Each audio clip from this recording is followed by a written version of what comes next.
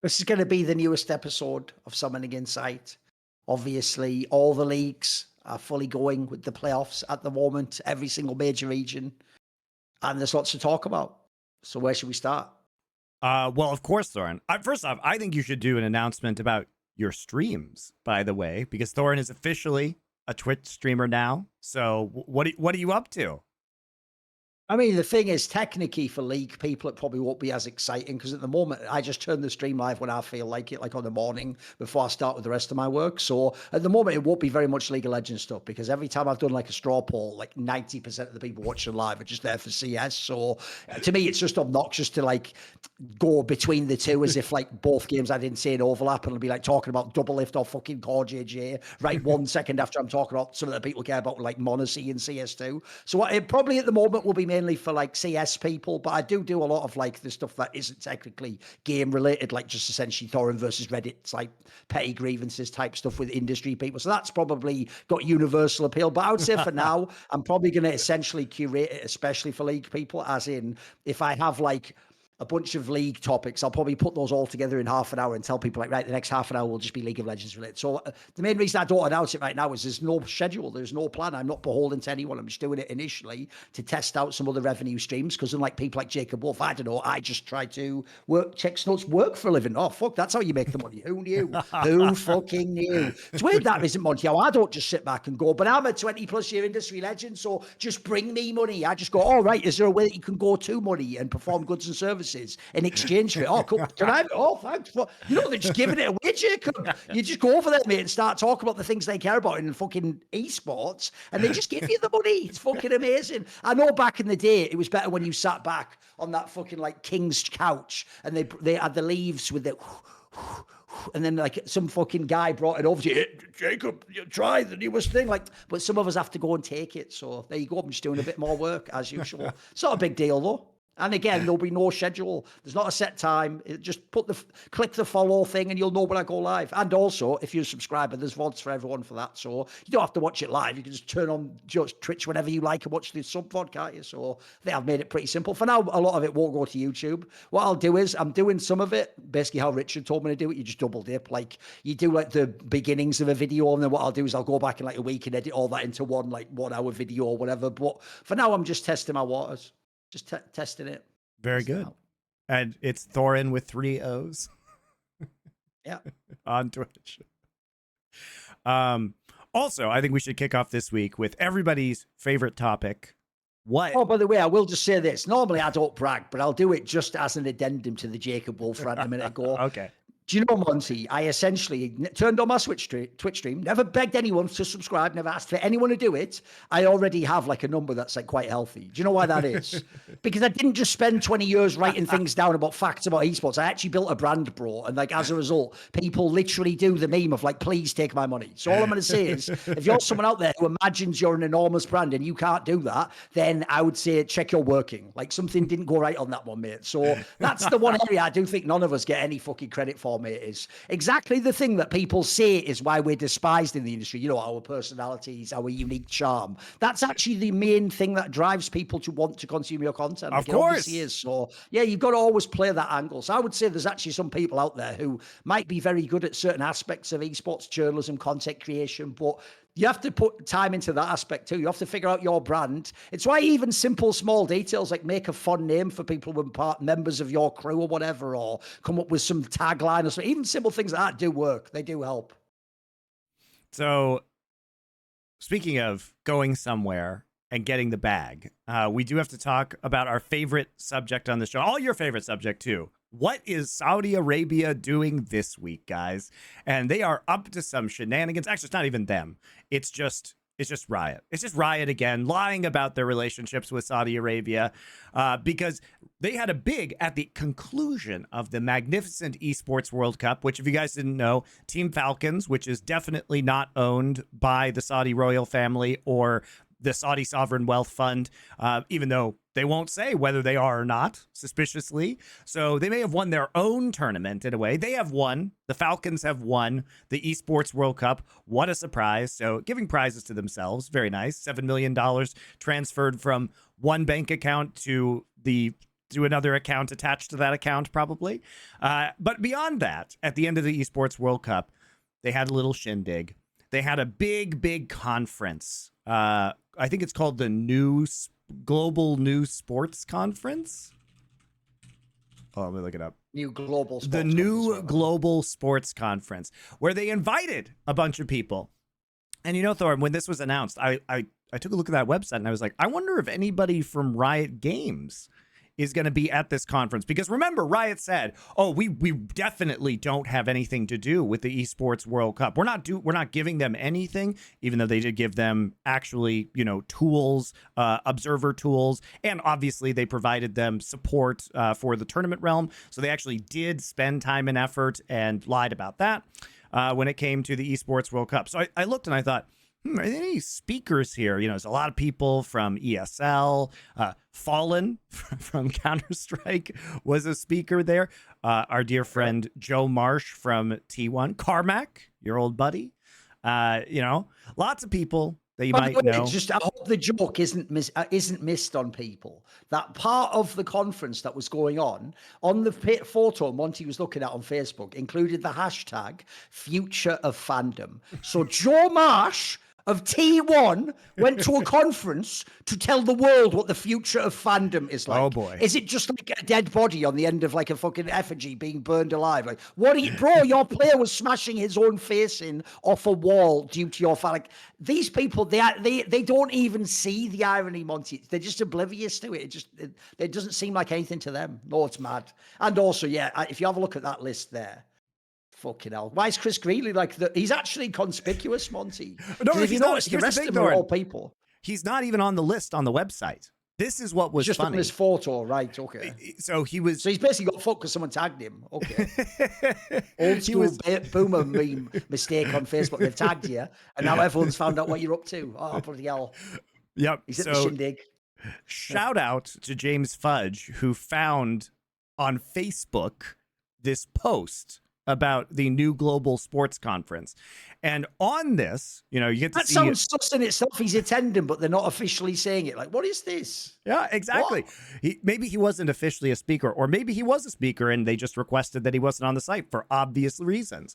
But what happened, guys, is it turns out that Chris Greeley, the guy who totally is not involved with anything to do with Saudi Arabia, because Riot Games is not involved. They're not involved with the Esports World Cup, has traveled to Riyadh to participate in this conference and rub elbows with everybody.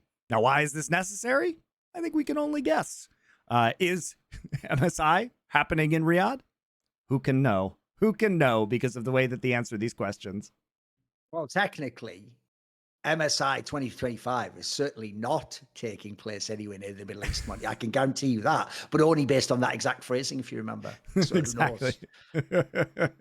They should just, for real, just to be absolute pricks to the ultimate, they should just rename it to like the not quite middle of the season invitation. You know what I mean? Like, because that's basically what they're going to do anyway. So just do it already. Just get on and do it. Just do it already. I just find it hilarious that they publicly say that they're not going to have anything to do and they're not going to support the EWC. But when it comes to sending representatives from Riot Games at the for invitations to their conferences, that's totally fine. Just send the new head of League of Legends esports over there. Man, if you guys don't think that's ominous and what it means for the future of League of Legends, I don't know what to tell you. I don't know what to tell you. The other funny thing that happened this week, Thorin, is I don't know if you remember that I think it was last year or earlier this year, there was a post from Riot Poo Poo Lasers, who is the game director of League of Legends. So he's in charge of League of Legends. And he said that in 2025, League of Legends will change forever. Do you remember he said that? And who knows what that meant? So it was a big post, went very viral in the community. Nobody actually knew what it could be interpreted as. Does that mean it's a new client? Does it mean that the game engine is going to be replaced in some sort of capacity? Well, Thorin, the answer to that apparently is that other Riot people are now publicly walking that back, saying, it's not going to be that big of a deal. So if you guys were anticipating, because of these statements that were made publicly, But basically they said that they themselves have oversold it. They themselves have oversold it. You know what tilts me about that topic, by the way, is you might not remember this, Monty, because to be fair, it was sort of like right around the time League was taking off. But when people knew that CSGO was going to come along and there was going to be some kind of graphical update to Counter-Strike, one of the biggest sets of people pushing for that were dickheads like Slasher, Carmack. And do you want to know their bozo cargo cult thinking as to why that would make esports huge? They went like this, Monty. They went, CS 1.6 looks like an N64 game. Why would sponsors pay for this? It has to look brand new and all up to date. Right. Well, you know what, guys? It's 2024 now. So would we want a game like League of Legends that looks like it did come out in 2012? Remember, Dota 2 came out in 2011 as a better engine, by the way. Do we want this game that's like 15 years old looking? We should close it down, right, guys? You guys must all be in favor of closing this game down and starting a new game. I notice no one's in favor of that, Monty, because it'd be such an insane overhaul. No one knows, like, would you fuck it up? Would the transition period not work? Would people stop playing the game? By the way, here's an obvious one people don't mention in the modern day. It goes the other way now. That argument worked for the era of ego shooters that were about making people buy graphics cards. You could make a very strong case. One of the reasons League of Legends is a huge game and CS2 will never be. CS2 requires a PC. It's about 10 times better. Like, do you know, Monty, the number one complaint of Valorant Pro professional players is that when they go to the VCT, the dickhead Riot people have PCs that are just good enough for League of Legends. And then they're going, but what's the problem? But it's good for League of Legends. And then the Valorant people are just tearing their hair out, bro. Because as I've always pointed out, it's always been sus as fuck that CS and Valorant magically always require the newest PC, no matter what year you are looking at. Like, you can be 10 years deep and say, how can it still require the latest PC? Because it's a fucking conspiracy. It's called planned obsolescence. So, no, I think that whole thing's mental, mate. Because the idea is, when they updated the map, that was now about, like, what, 8 years ago or something, bro. It was a while ago now that they did the map update. Oh, yeah. The idea they're just never, ever going to update the engine. They're never going to. At this point, they're just committed to riding it out. Like, if they were going to do it, they would have done it by ourselves. That's what they were presumably potentially hinting at, right? So it's sort of the last chance to do it. You're not going to do it in 5 years from now.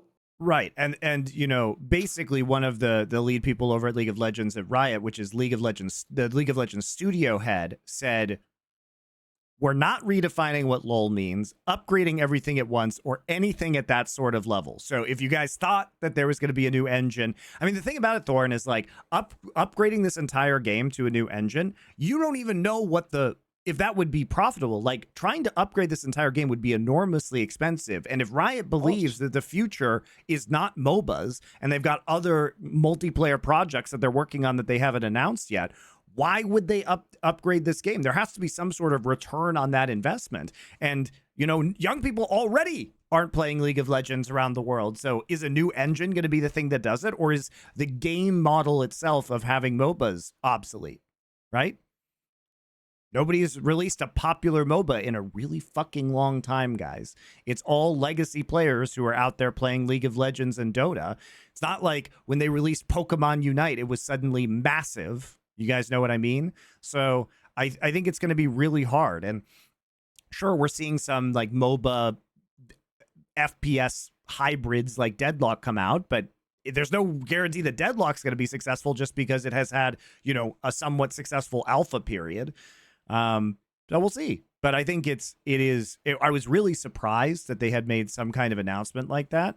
But it just seems like the future of League of Legends is probably just more kind of extra game modes like Arena or Swarm or these other modes that have come out, and probably not much to do with the actual core gameplay.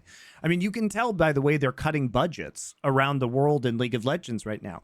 I would be surprised if we had more than one stadium event in Korea next year. I hope I'm wrong about that, but it seems like with the way that they're cutting budgets, we're going to go down to one arena event per region, of course, outside of China, because China controls themselves, but in Korea, North America, and Europe. So we're going to see that LEC model, and they're just going to continue to bring in new independent partners, possibly doing independent events, right? Because they've said they want to do more third-party events because they don't have to pay for those. That's why, guys. It's not out of their benevolence. They're just trying to move as much stuff off their own balance sheet as they possibly can. And they're lowering payments to teams. They're lowering the stipends to partnered teams.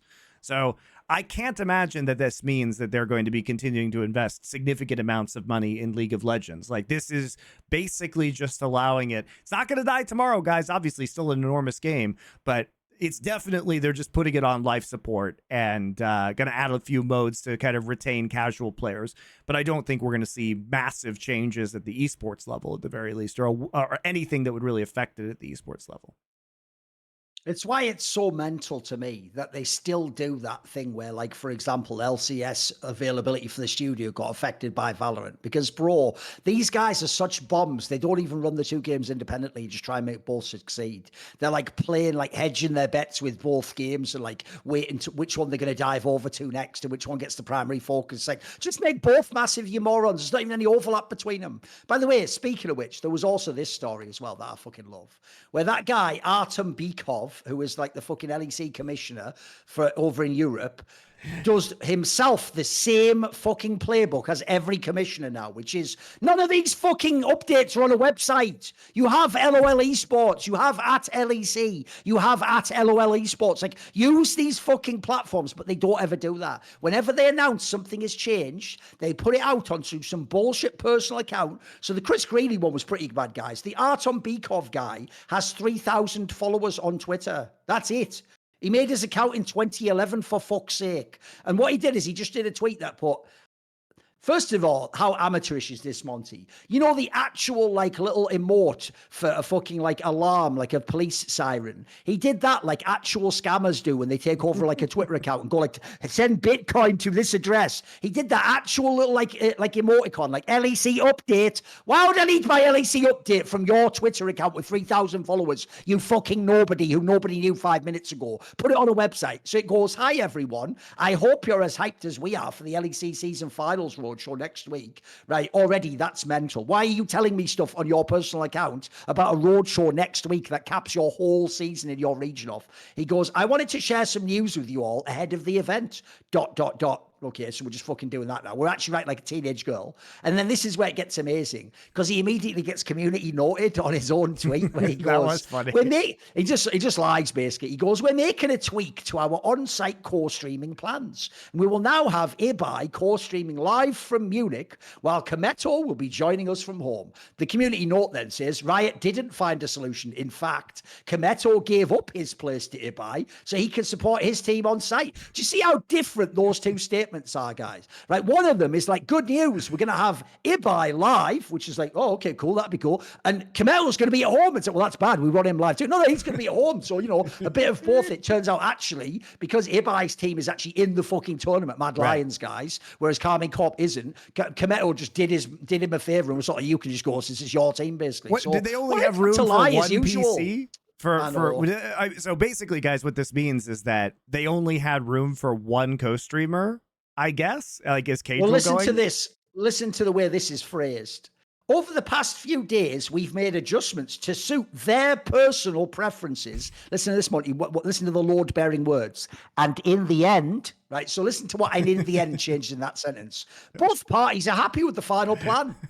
They're not, of course. They're not. It's just that, I don't know, Kometo isn't going to, like, go on a crusade to the end of his life. Like, yeah, it's just, in other words, Kometo's gotten over it, Monty, and allowed Riot to do their bullshit. And we're going to pretend now, like, this is actually what both people wanted. This is good. It's a good thing that's happening. This is nonsense, isn't it? It's out, mate.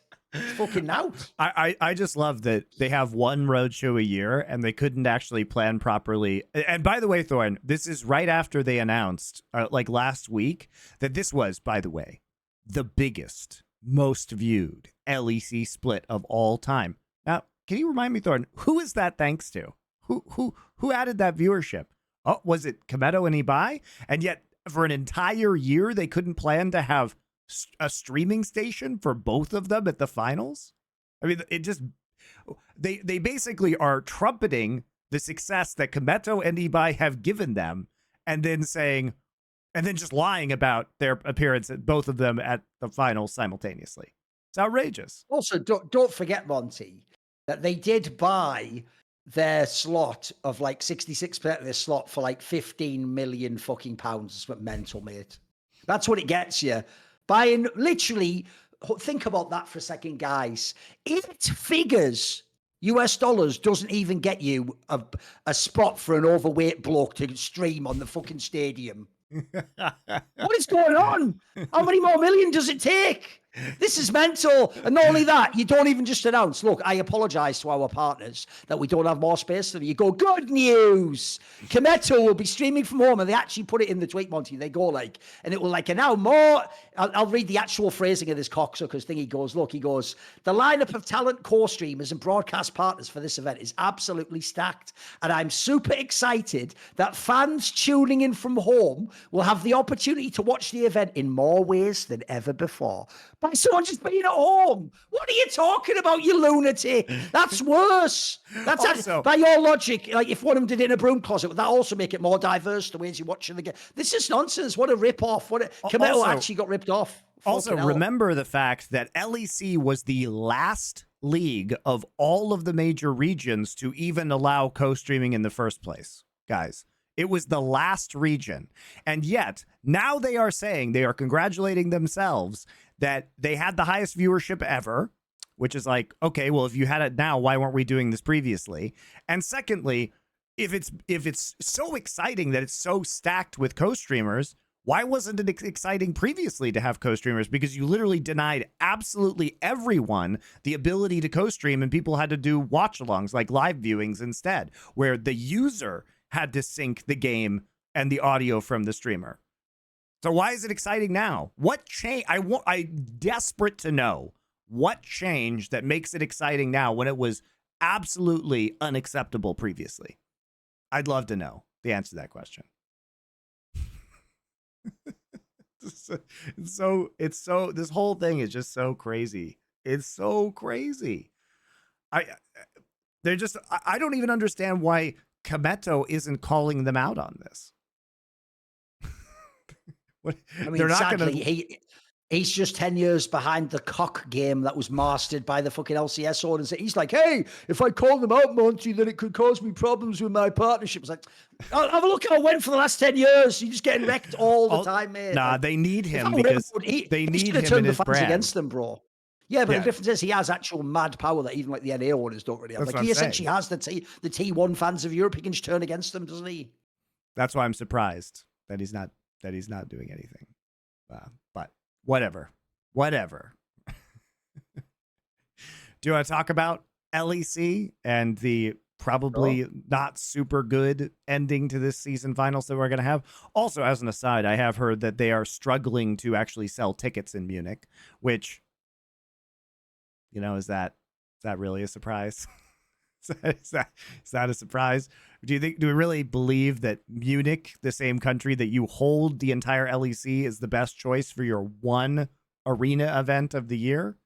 But that's why you've been seeing a lot of pushes across social media, on the broadcast and everything like that, because they've been struggling. They've been struggling with those ticket sales.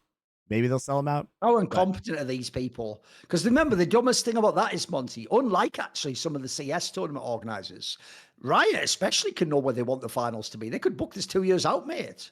They know they're going to be in Germany anyway. You could pick a spot. By the way, I wouldn't have picked Germany. I agree with you. I would have picked somewhere like the Globen in fucking Sweden or some iconic player. By the way, you could even do, it's just been done for sale. You could do the Lanxess. I don't know I doubt there's an exclusivity thing. They put on any fucking concert there. You could pick any big stadium, but why are you picking that one? I have no idea. It seems like a weird spot to me. I'd also say with the weather, why not go somewhere fucking sunny? Why not go to like Spain or south of France or something? I'd go do something like that personally. Well, I think it has to do something with the fact that now we see ads for Munich all over the LEC stream, so pretty sure the city of Munich is paying for this one, or at least offering the arena for free in exchange for advertising, because they have had like a lot of City of Munich logos and stuff on the LEC streams throughout these playoffs. So pretty sure they got a sweet deal for that, and I think that's probably the number one reason why they are in also, by the way, an obvious reason why you should hold it in Spain or France. We've just discussed it. That's where all the fucking fan bases are. That's where all the activated fan bases are. You almost guarantee you will fill the stadium. Well, they're going to have quarters and semis of Worlds in Paris. So there you go. There you go. We actually, speaking of the ticket sales, of course, the London finals ticket sales were also a fiasco where the bots and scalpers got all the tickets yet again, as happens absolutely every year, and they're all in the resale market now. The problem is, though, I don't know enough about that, because I have to say that's one thing I was actually shocked with not that many years ago myself in normal sports, Monty. I remember asking someone, like, how would we get tickets to go to like this game? And they were like, what do you mean it's impossible? And I was like, no, I mean, like, we'll pay over the odds. Like I said, there must be like a resale site or something? They were like, no, it's illegal. I was like, so then how do people get it? And that's what happens with all sports events, Monty. Everyone just buys them 1 second after they come out, and then everyone just takes their luck buying them off semi-shady people and hope it works out, basically. So sadly, that might not even be an esports problem. That might just be a sports problem in general at the moment. We'll find out, I guess. But regardless, there have been a lot of like tickets on the resale sites so far. But LEC finals, we actually got five game series. The hilarity of BDS getting reverse swept yet again by G2 Esports, who stays alive despite looking really not great for a lot of these season finals. And we also have the surprising, I would say, upper bracket finals of MDK versus Fnatic, where MDK almost was able to go the distance, but Fnatic actually able to close and advance to the finals through the winner bracket. So not something that a lot of people would have expected. But we can start with the winners bracket finals, because I did actually find the way that Fnatic did this interesting, because they correctly identified that, hey, maybe we shouldn't let Mad Lions Koi have Zeri, Corki, and Ezreal every single game, which is what G2 allowed them to have. So they can't flex all of these champions into like 3 different roles. And they kept picking red side in this series to prevent MDK from actually having R5 counterpick. So it ended up working actually quite well for them. Also helps that Fnatic plays, G2 played more meta comps in the last 2 series, the one against Giant X and the one against BDS. But G2 has had a lot of issues in terms of kind of dealing with the meta picks or using them themselves. And so Fnatic, not having so much of that problem, was able to put together at least a halfway decent series. Not amazing, but MDK has, I think, exceeded everybody's expectations in these playoffs. Unfortunately, the bag of tricks was kind of running empty here by the end, because there's a lot of blind picking of Nidalee that ended up occurring later in this series, despite the fact that I don't really think top Nidalee, Trinity Force AD Nidalee is very good. And even if you get these massive leads in lane, it becomes very difficult to actually translate them into a game win. And the Nidalee did, in fact, go 1-2 over the course of the series, despite having a pretty enormous lead in game number 3 as well. So bit of a weird one. One of the factors that I actually think is worth looking at here, because if you saw, this was similar in the lower bracket. In the lower bracket, BDS was on red side every single game, because they were obviously trying to get like probably a counter pick for Adam or something, There's a point Youngbuck made on this last Best Damn League show I did, which I thought was a very interesting one. He said his philosophy in draft, when you're facing a team that has like a wild card element like Adam or Merwin, where they're going to do some crazy pick or do some pick you're not prepared for, is he said essentially his philosophy when you have that type of team is you just essentially directly try to put your resources into countering that strength, because once you take that strength off the table, you just beat them on the rest of the map. So in this particular case, that's why I actually sort of agree with you. The Merwin angle worked when it was more like G2 wasn't at all prepared for it, and then they didn't have an adaptation. And even then, it wasn't like he just played 4 games of fucking Italy. He played like one of them, then a Lulu game. He's playing all sorts of different things. You saw in this series, as soon as you weren't going to get completely destroyed by like a top lane flex, you automatically immediately came back to the obvious question, which is how the fuck are they going to deal with Razork when they've got fucking the Mad Lions core? Because in Mad Lions, like, you can tell that their whole team, whenever they look good, is when Elyoya and Alvaro look like they actually played together again on the map and they can make plays. So, but they're always going to have weaknesses in terms of the traditional carries. And you saw it. The biggest joke of all is, for all the memery, Monty, I actually see why the super guy had a big ego. He probably is the best player on this team, mate. Like, he's actually one of the only players that seems to perform most games games I see him play, whether he's ahead, behind, whatever the fucking draft is. So I don't hate Mad Lions, actually. I think if you look at these last 2 series now, I mean, now they've shown it against the best teams in Europe. You have to give them some props. They clearly leveled up massively from where they were in summer. Well, they just knocked themselves an elite team, and they can't really win one of these BO5s. Like, I think the only reason they even won that one against G2 was because fucking Broken Blade did that really a pick for no reason on game 5. Like, okay, bro, you were the shy from like 5 years ago, some dickhead. Just pick a tank, you would have won the game. Come on. Come on. Well, it's also, I mean, we'll get into the G2 angle, but I think in Mad Lions, MDK's case, like, this is a team that was, when they were at their most successful at the start of the year, playing a lot of weird stuff in the top side. You know, it was Mirwin on unusual picks. And I think that they've realized that they should be drifting back into this strength now. And that has been quite helpful. But they showed a lot in the series against G2, which allowed them to take the win. But at the same time, now you know, oh, Mirwin can play Corki top. He can play Zeri top. You know, he can play Smolder top. Smolder top is probably the least weird of those picks, and I would expect to see that occasionally in other regions in the rest of the world. But now that you know that, and you know, oh, Frescowi will play Ezreal mid. Now, if you just take these 380 carries off the board entirely, you pick them away, or in the case of Fnatic, they start to ban away the Smolder, take away the Ezreal Corki in their first round of the draft on red side. You know, it suddenly becomes much, much more difficult for MDK to actually deal with these scenarios. And Mirwin simply just isn't as spectacular on champions like Cassante, right?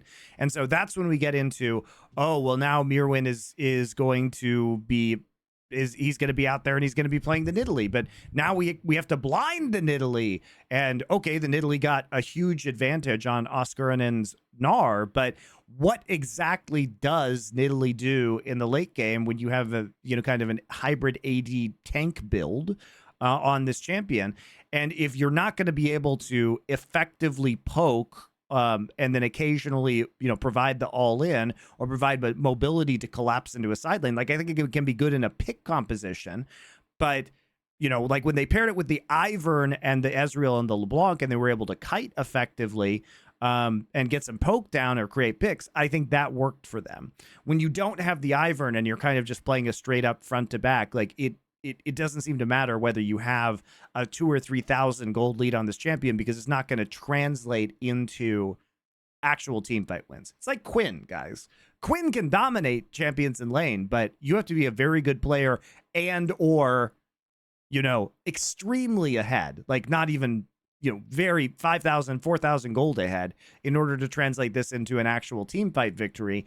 And that just isn't going to happen 99% of the time, even if you're dominating lane. And that's what we saw. I mean, Mirwin dominates the Gnar, but they don't actually have a chance in that game. Part of that is because Frescowi threw 2 times. I don't think that's Mirwin's fault. But you are left in the late game without a lot of effective tools if you're playing that top lane Italy.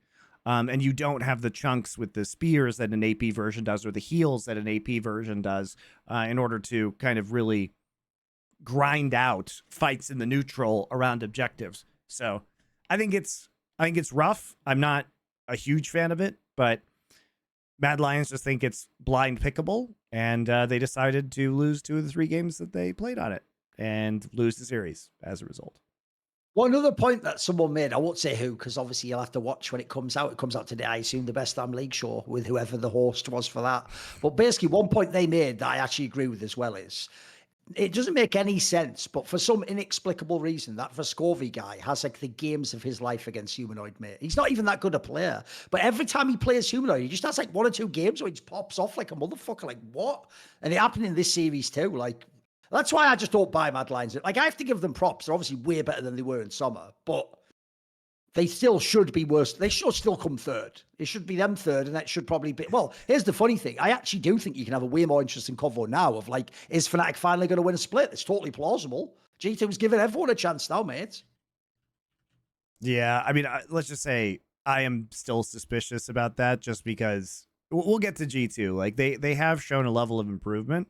But I think what's appalling, Thorin, is like, this year, basically, for Mad Lions, they are going to qualify across all the tournaments that they played in this year. they are going to qualify for Worlds with a 45% win rate. You know why? Why? Because fucking Striker had to bench Adam in the fucking winter playoffs, didn't he? That's true. You do know if that doesn't happen, it's probably, we're not even having this convo right now. It's probably Carmine Corp. You know what I mean? Like, it's not even a hater angle. Like that has aged so poorly considering he didn't make Worlds himself, bro, or any finals, won 0 titles. Like, you blew it. Like at the time, I even said it's gangsters fuck if it works. Like if this actually, you know, if you like come back the next split and you win it or you make up, then at that point we're all having a story years later, Monty, about like the balls on Striker to do that. And how can you? That looks fucking dumb now because like essentially you opened the door for this Mad Lions team just walked to the finals that first split, so it's whack. I mean, they walked to the I mean, they did have to go to 5 games, and like the Gen X like substitute nearly worked. But I agree with you. You know, BDS also is now on the outside looking in because by getting reverse swept by G2, they were on match point, couldn't close it out. Now they don't get to go to Worlds. So that is really brutal. I think if you are BDS, that you were close to going to Worlds and then got ejected through suffering another reverse sweep within the LEC. And, you know, I think this group of players, like, I think Sheo has to be on the hot seat right now because he is not the versatile jungler that you actually need. Look, Nuke started out the playoffs, I think, pretty weak, but Nuke has improved, and I think he had a pretty decent series overall against G2. Maybe Adam is the second player that might have to go. Ice and Labrov, I think, have done very well for themselves since they were added to this roster. But yeah, it's incredibly disappointing. And to have your entire season hinge on a choice to bench Adam, even if by all accounts, Adam definitely deserved it. But if he deserved it and now you don't make Worlds, like, how do you not replace this guy would be my question. Because remember, the whole reason why they had to replace Crownie is because it was Adam or Crownie. At this point, why not neither? Is that a choice? You know, the meme is like, why not both? Why not neither? Can we just have like Irrelevant and fucking Ice? Do we need either of these fucking guys? You know what I mean? Why do we need them? I mean, they don't. But you know, if basically you have to have the come to Jesus moment at this point with BDS because, and especially with Adam, because it's like, okay, Adam, so your terrible behavior created a situation where we had to bench you, and now we don't make Worlds. And if we hadn't had to do that, and it's not the coach's fault, guys, like Adam was a shitter by all accounts. And so if that's going to be his attitude and he is going to cause failures within your team at this level, if he doesn't seriously repent for this, I don't know how he could stay on this roster. You might as well just get rid of him at this point in time because it wasn't worth it in the end. His attitude adjustment didn't result in success. We all know how he doesn't like it when external things to the game deny people Worlds opportunities. Weird how that works, isn't it? Yeah, exactly. Weird how that works, isn't it, Adam? That's rich. That's very rich. Yeah, delicious. So BDS not going. G2, I will say, Thorin, when it comes to G2, I'm not sure. G2 hasn't looked good. Like Mickey X has looked actively bad in some of these games. We haven't seen Broken Blade or Yike having hero performances. Like a lot of people have been worse. Bro, yeah. Here's the obvious reason why. It's just obvious. Because you do know it still hasn't yet cost them Monty. They still did win summer. They still might come back and win these finals. They must not still going to Worlds. The real problem is you can even see the way they play. They don't really ever look like complete shit, like they're not in the game. It always just looks like, right, you know what, crack, right, better get to work then. And then they just win anyway. They can still do it now. They still do it now, bro. So the problem is until they actually, for real, just fuck up and lose a split or come second or third. I actually think that's one of the worst things about their team is that they sort of know they can fuck around. They know that this isn't the end. This should be like panic stations, but it's not really. Like if they course correct and they win the next 2 series and they go with the #1 seed from World, won't everyone just sort of go like, they've got time to boot camp to fix it? Like I think that's actually like I was saying this on Best Damn League Show as well. The downside of having a super team where you can flex all over the map and you can play all lanes is you're going to think, well, there's no problem too big to solve. Like we can always get it together. I think the issue, I don't think they realize how bad it is yet. I don't think they know how bad these games look, bro. Yeah, and this isn't one of those times where they're going to have weeks to boot camp at Worlds, Thorin. You know what I mean? Like this is do or die for G2. There is no time to boot camp for anybody this year. World starts on September 25th. That's under a month from now. Nobody is going to boot camp in Korea this year. Everybody's just going to have to go straight to Europe, or G2 is just going to have to stay there. You can't go to Korea, get all jet lagged for 10 days, and then come back and jet lag yourself on the return. Like, you can't do that. There's not going to be practice opportunities. So it's really serious that teams actually get it together now, because there is going to be hardly any time for these teams to practice prior to Worlds. It is the end of the should just meet in the middle. All just go to Riyadh, Saudi Arabia, meet in the middle, have a mini bootleg with mini jet lag, and then just go to the location. All I'm saying is the Saudis have prepared a better world for us, Monty. It's just up to us to be humble enough to step through that door into that brave new world. How very generous of them. So when we actually look at the schedule, like, we're going to have the games in Munich this weekend in the stadium, but then you're going to have to take a couple of days, and there just isn't time before play-in starts to really have a meaningful boot camp. So I'd be shocked. I'd be shocked if G2 actually went. And as for other teams, if you guys are thinking, oh, well, what about those North American teams? They're going to start even later, guys. We're 2 weeks out from the LCS finals. They have one less week in order to make any kind of boot camp work. So it's fortunate, at least in their case, that Team Liquid actually looks really good right now, because they're probably not going to need that Korean boot camp in order to get into Worlds shape, right? So I think for G2, unless they can suddenly snap back, this is going to be a problem. And like, it is a huge problem. Did you guys realize that Hans Sama has played one Zeri game this entire year, and that was in the series against GiantX. He's clearly not confident on this champion. I guess they showed it against a worse team, so maybe teams will respect it. And Caps is playing it in the mid lane. But this is a team that has really struggled with playing the meta. Caps is a great Tristana player, but he hasn't been as good on Zeri, right? He hasn't been as good on Corki. Broken Blade has liked a lot of kind of weird picks in the top side, even though he's been fine. But I think on tanks, but G2 has looked their best when Yike is on a more utility-based jungler, when Broken Blade is on a standard top laner, and when Caps and Hans Sama are on 280 carries. But they have to actually make that work, and they have not been comfortable in this meta. They have not been. And you can tell that because they don't have the flexibility that other top teams have at this current point in time. And that's a big deal. That's a big deal, especially if the meta isn't going to change all that much heading into Worlds. Like, we don't even know. I think it's 14-19, so we got 2 more patches in order to see Worlds form. But it's like, for Hans Sama, I'm concerned about the champion pool. He has played 0 games on Ziggs this year. Ziggs is an enormous pick in LCK and LPL. It is very powerful right now, especially in the bot lane. Obviously a mid lane pick for Team Liquid, but they're a little bit stranger in that regard because of APA. But it's still a champion that they can use. And we're just not seeing that. Like, Hans Sama is still stuck on, like, Varus Callista. I mean, those champions are not as powerful as they used to be.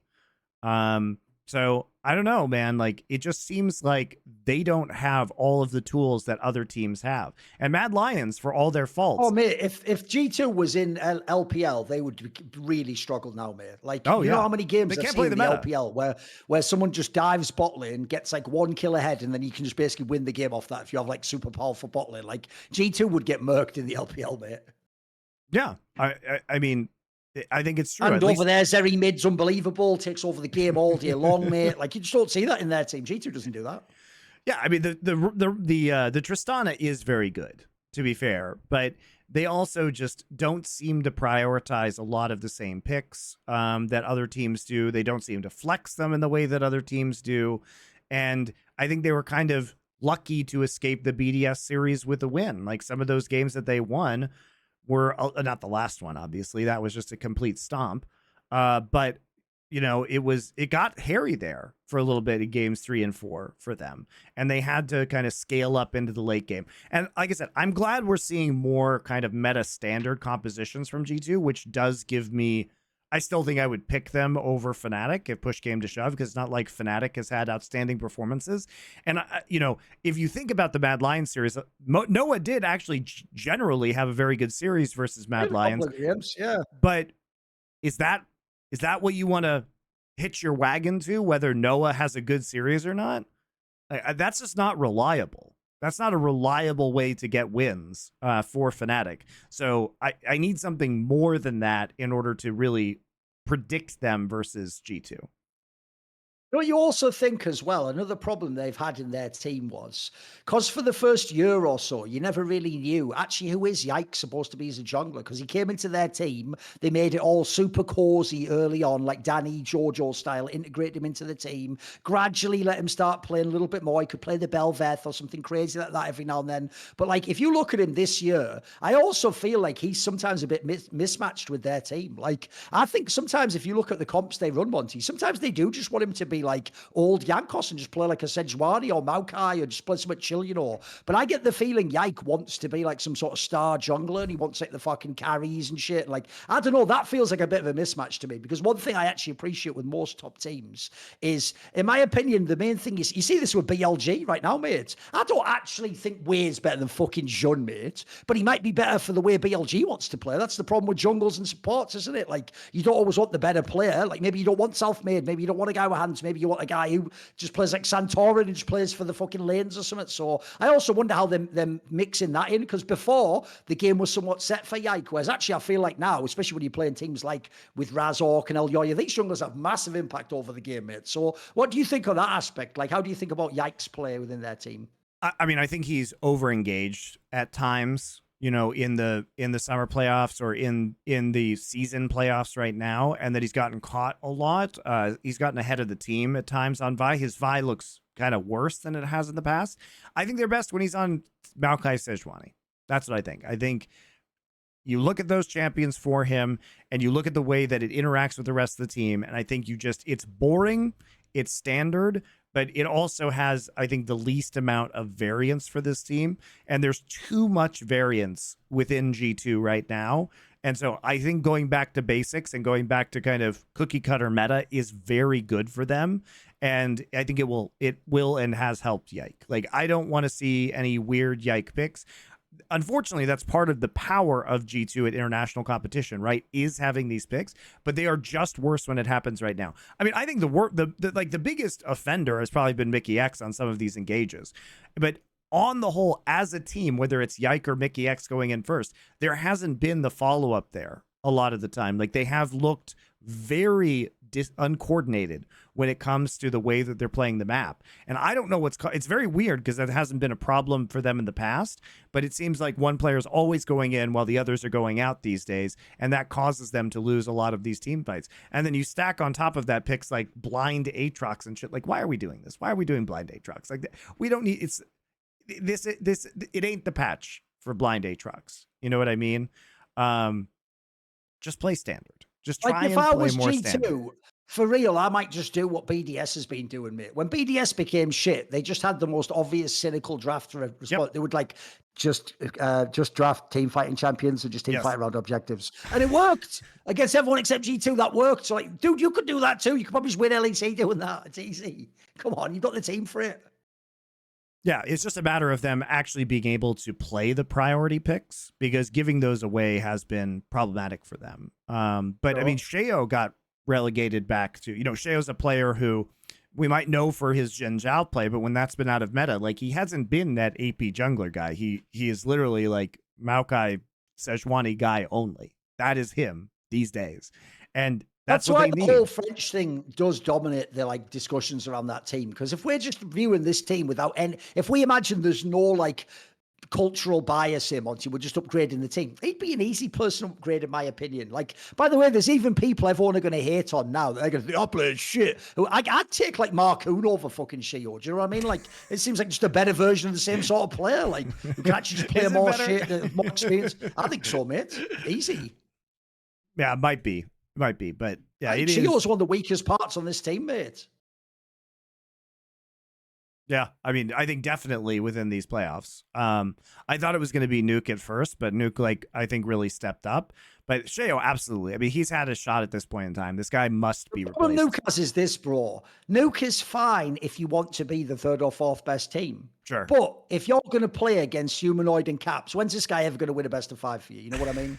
Yeah. That's the problem. It looks like even he doesn't believe it. He knows he's going to get his head banged in when he plays these guys. So look, up until that point, he's fine, but he is something of like a fucking bottleneck itself. It's just the question is how far can you go? For the roster of this team, it's fine. It looks like if I look at this team screams to me like it's a deficient, amazing min-max job with the GMing. Yes. Like there's no way they're playing these guys mega box. So by the way, to even be second or third's very good. Like I'm actually killing it. I'm smurfing in terms of GMing. But the problem is, can they ever deliver on that and actually for real be like a top 3 team? Can they win an LEC split? Can they go to Worlds and actually make a proper run at a playoffs? That's the problem I have is like, I feel like the floor of the team's been really good. They never go too far down, but I never quite get that ceiling that I want. Like the joke is this, Monty, even though I think Mad Lions is actually as a team a worse team, they probably have a better chance at a BO1 upset at Worlds though. They've got all that crazy shit they're going to pull out. Maybe they're going to do a Gigabytes Marines draft and fucking win a random game. Like I was saying on my other show, like the obvious team that Mad Lions could win you a game against that BDS never could, it's whoever the worst LCK team is. If someone like fucking if Dplus comes along and they do a normal draft, Monty, they think they're playing normal League of Legends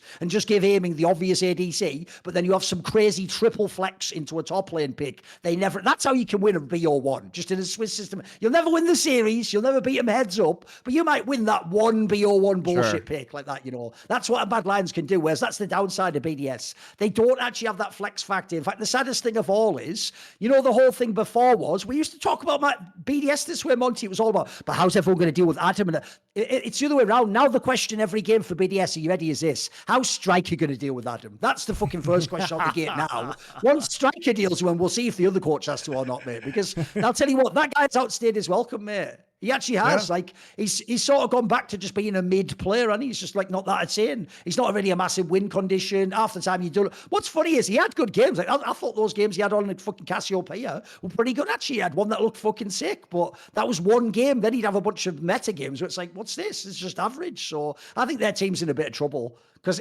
the biggest problem for them, obviously, to me, is this.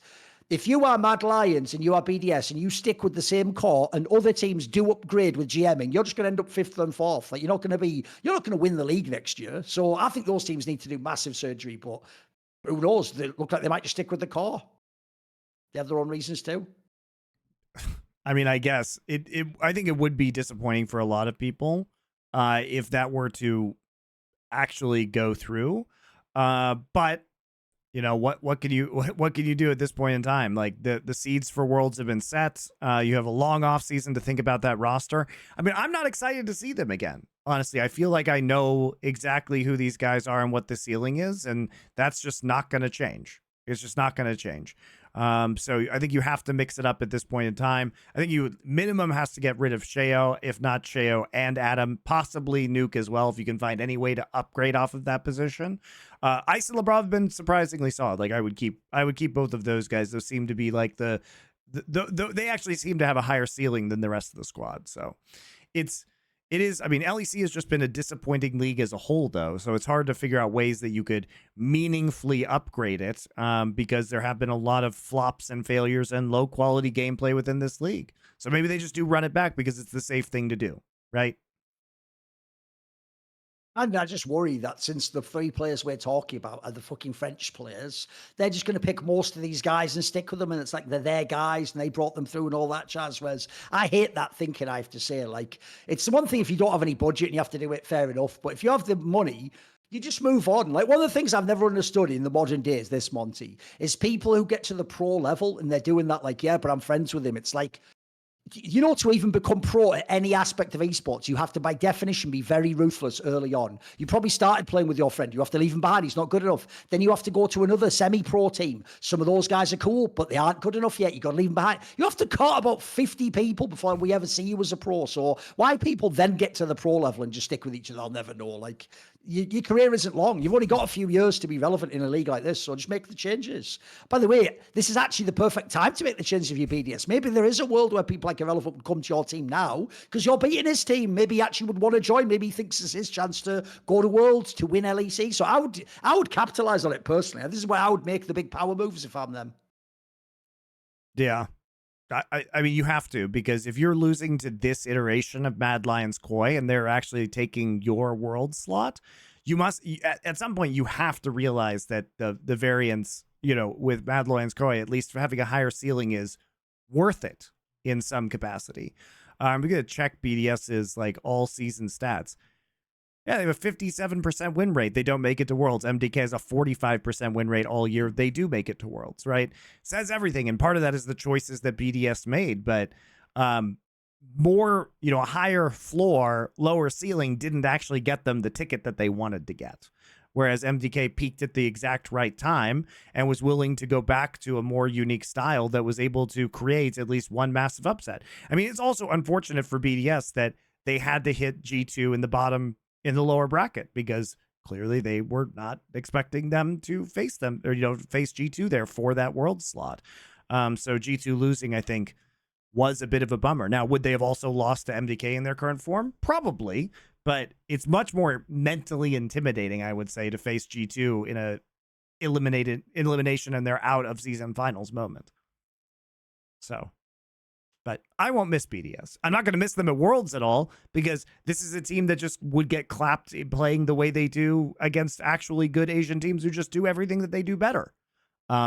At least MDK, like you say, maybe there is that outside shot and upset. At least I'll probably be more entertained by having MDK in some of these games. They'll have some crazy strats. It'll be fun. BDS would never have those, really. Like, they may have been the darling last year for all the God stuff, but that's a known quantity, and they haven't really evolved ever since that point in time. Like, their evolution was towards the meta. Returns, bro. Notice all of a sudden, it isn't an insta win to get Adam on an Olaf, mate. People beat it now. We've seen so many games now. He's trained everyone.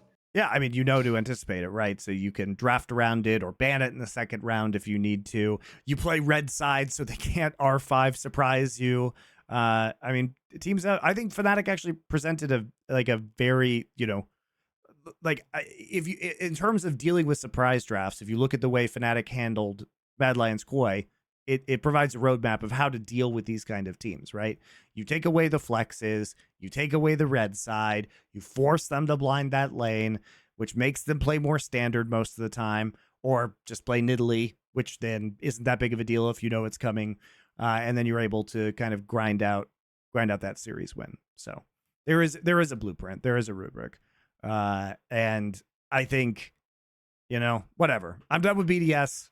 I'm actually surprisingly happy it is MDK, especially after watching the last series that both these teams played. BDS had their fate in their own hands this entire year and just couldn't get it done. So, bummer for them, I guess. But I'm also glad at least we are only getting 3 seeds from Europe, because Europe has been pretty miserable. I think we'll probably talk more about that next week after we get to the finals and have a recap on kind of the LEC season. But most people have been pretty down on the overall European performance. Like, I don't think a lot of people have really enjoyed watching LEC for the past few splits because it's been rather dry. See, if the GM properly next year, it won't be a problem. That's true. I think it is mostly a GMing problem in Europe. It is mostly. I think it'll get better. I think, here's the key thing for me is you have actually had a whole bunch of really good players be on the bottom teams. Look at Vitality, look at people like Upset, look at some of the fucking Jackies on GX. Like, if you go look at the bottom teams, then you look at some of those core pieces on Heretics that are just wasting their time. Mate, you could almost trip over and put all these names in a hat and pick out like 10 names and have 2 better teams than any of the ones I just referenced. So I feel like surely this will be the split, the off-season rather, where people fix it and we get like a couple of really good teams. I mean, who knows? It all depends on the coaches. Like, maybe Gyoto's coming back. Let's see. That would be an interesting angle. I also want to see some legit coaching talent come back into the league and not just have all these like ERL nobodies. I still can't believe that they did Yamato like that. Kind of mad, isn't it? Because if you think of it now, bro, imagine he was just allowed the lineup from this summer, but in the spring. You know what I mean? Imagine he was just allowed to play. I mean, at the end of the day, why did they get rid of him? What did they get rid of him for? So they could get rid of the problem players eventually anyway? Like, how does that make any sense? So you just basically tacitly admitted that he was correct, and then what was the point? You had to play Seiken for that extra split? It was mandatory? It's mandatory that you do that? Like, No, it looks like for real, you just literally had it cynically set up so it was like fire Yamato first, then fire the French players, then like they were just moving firewalls back, they're just not letting it go straight through. Whatever. We'll do our. We got a lot to talk about in terms of other regions, so we'll save our LEC season recap until next week when we can talk about the finals as well. But now is in fact a good time to talk about our delightful sponsor, Into the AM, offering tons of men's apparel, anything you could possibly want.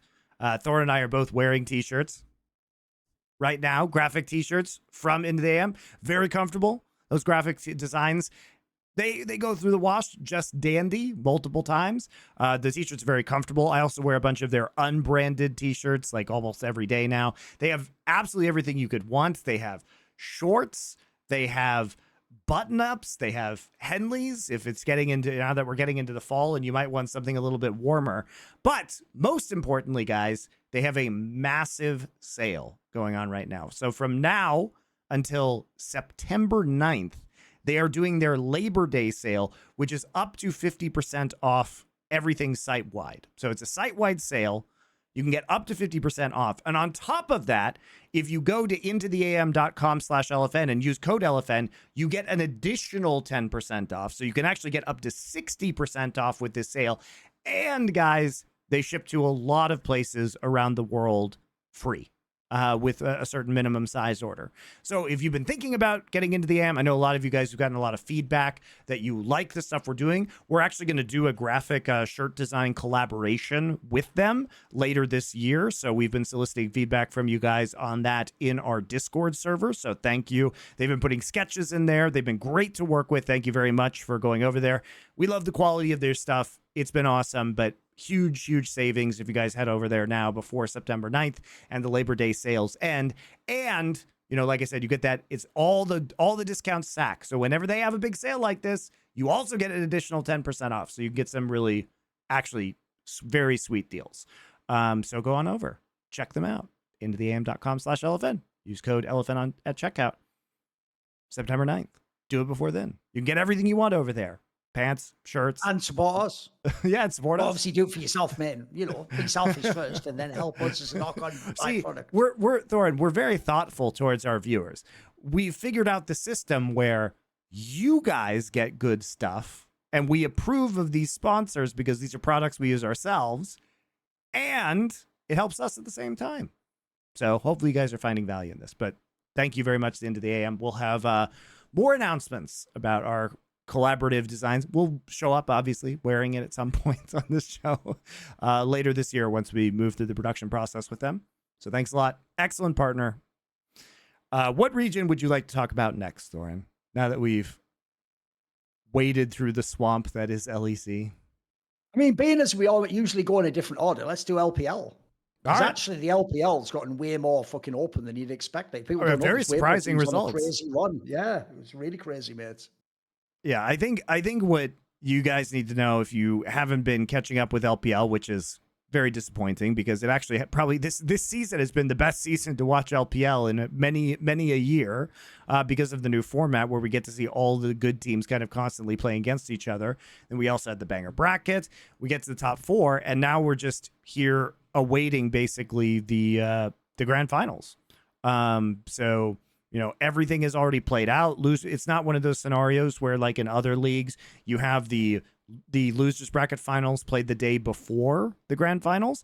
The grand finals are just straight up coming up on Friday. They're just on Friday, and it's going to be BLG versus Weibo Gaming. And this is absolutely shocking, Thorin, because if you were watching Weibo at the start of this split, you would be very concerned for them because they were barely scraping into the upper group.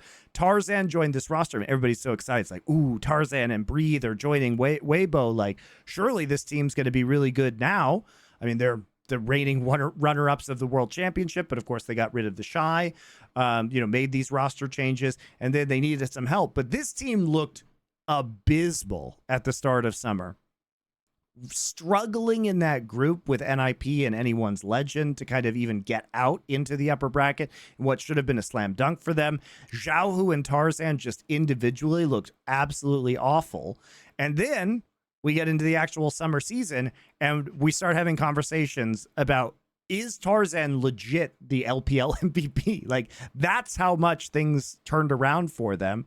They ended only 5-3 after that group stage. But it's just been kind of an uphill trajectory ever since that point in time. And it's pretty remarkable that they made the finals, I think. It's very tough.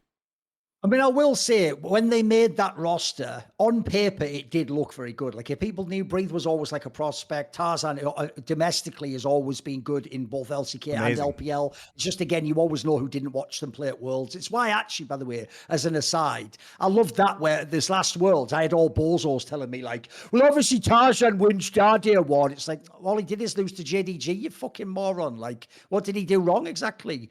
Oh, it's T1 rather. All he did is lose to the eventual world champions. Like, they were played fine in the Swiss system. So, no, people overhype that angle. Basically, the problem is loads of people haven't watched Tarzan's domestic career, so they all think he's a bomb, whereas actually he's really good, which is the problem. The whole point is, like a peanut, he has such a big impact that the second he doesn't, that's the problem. You immediately notice, like, what the fuck, where's the guy? Where's the guy who was like the one who's the brain jungler ahead of everyone, making all the key players? So he's been massive. Then if you look at their squad, like, the other thing I would say is this, is, mate, a player like Zhao Hu can actually never be written off in League of Legends. Like, it's too many years now, mate. Every time someone tells me that he's rushed now, it's done now. It does something like go to Worlds Finals last year, go to this Finals this time. Like, if people didn't see it, he even plays that fucking mid Lucian again, which obviously was his classic best champion of all time, when he also played it top lane. He's fucking cracked on it. And here's an interesting detail. Because the final is now set as Weibo against Billy Billy, are you ready? Well, Zhao Hu already of active players is the only player with, I think it's,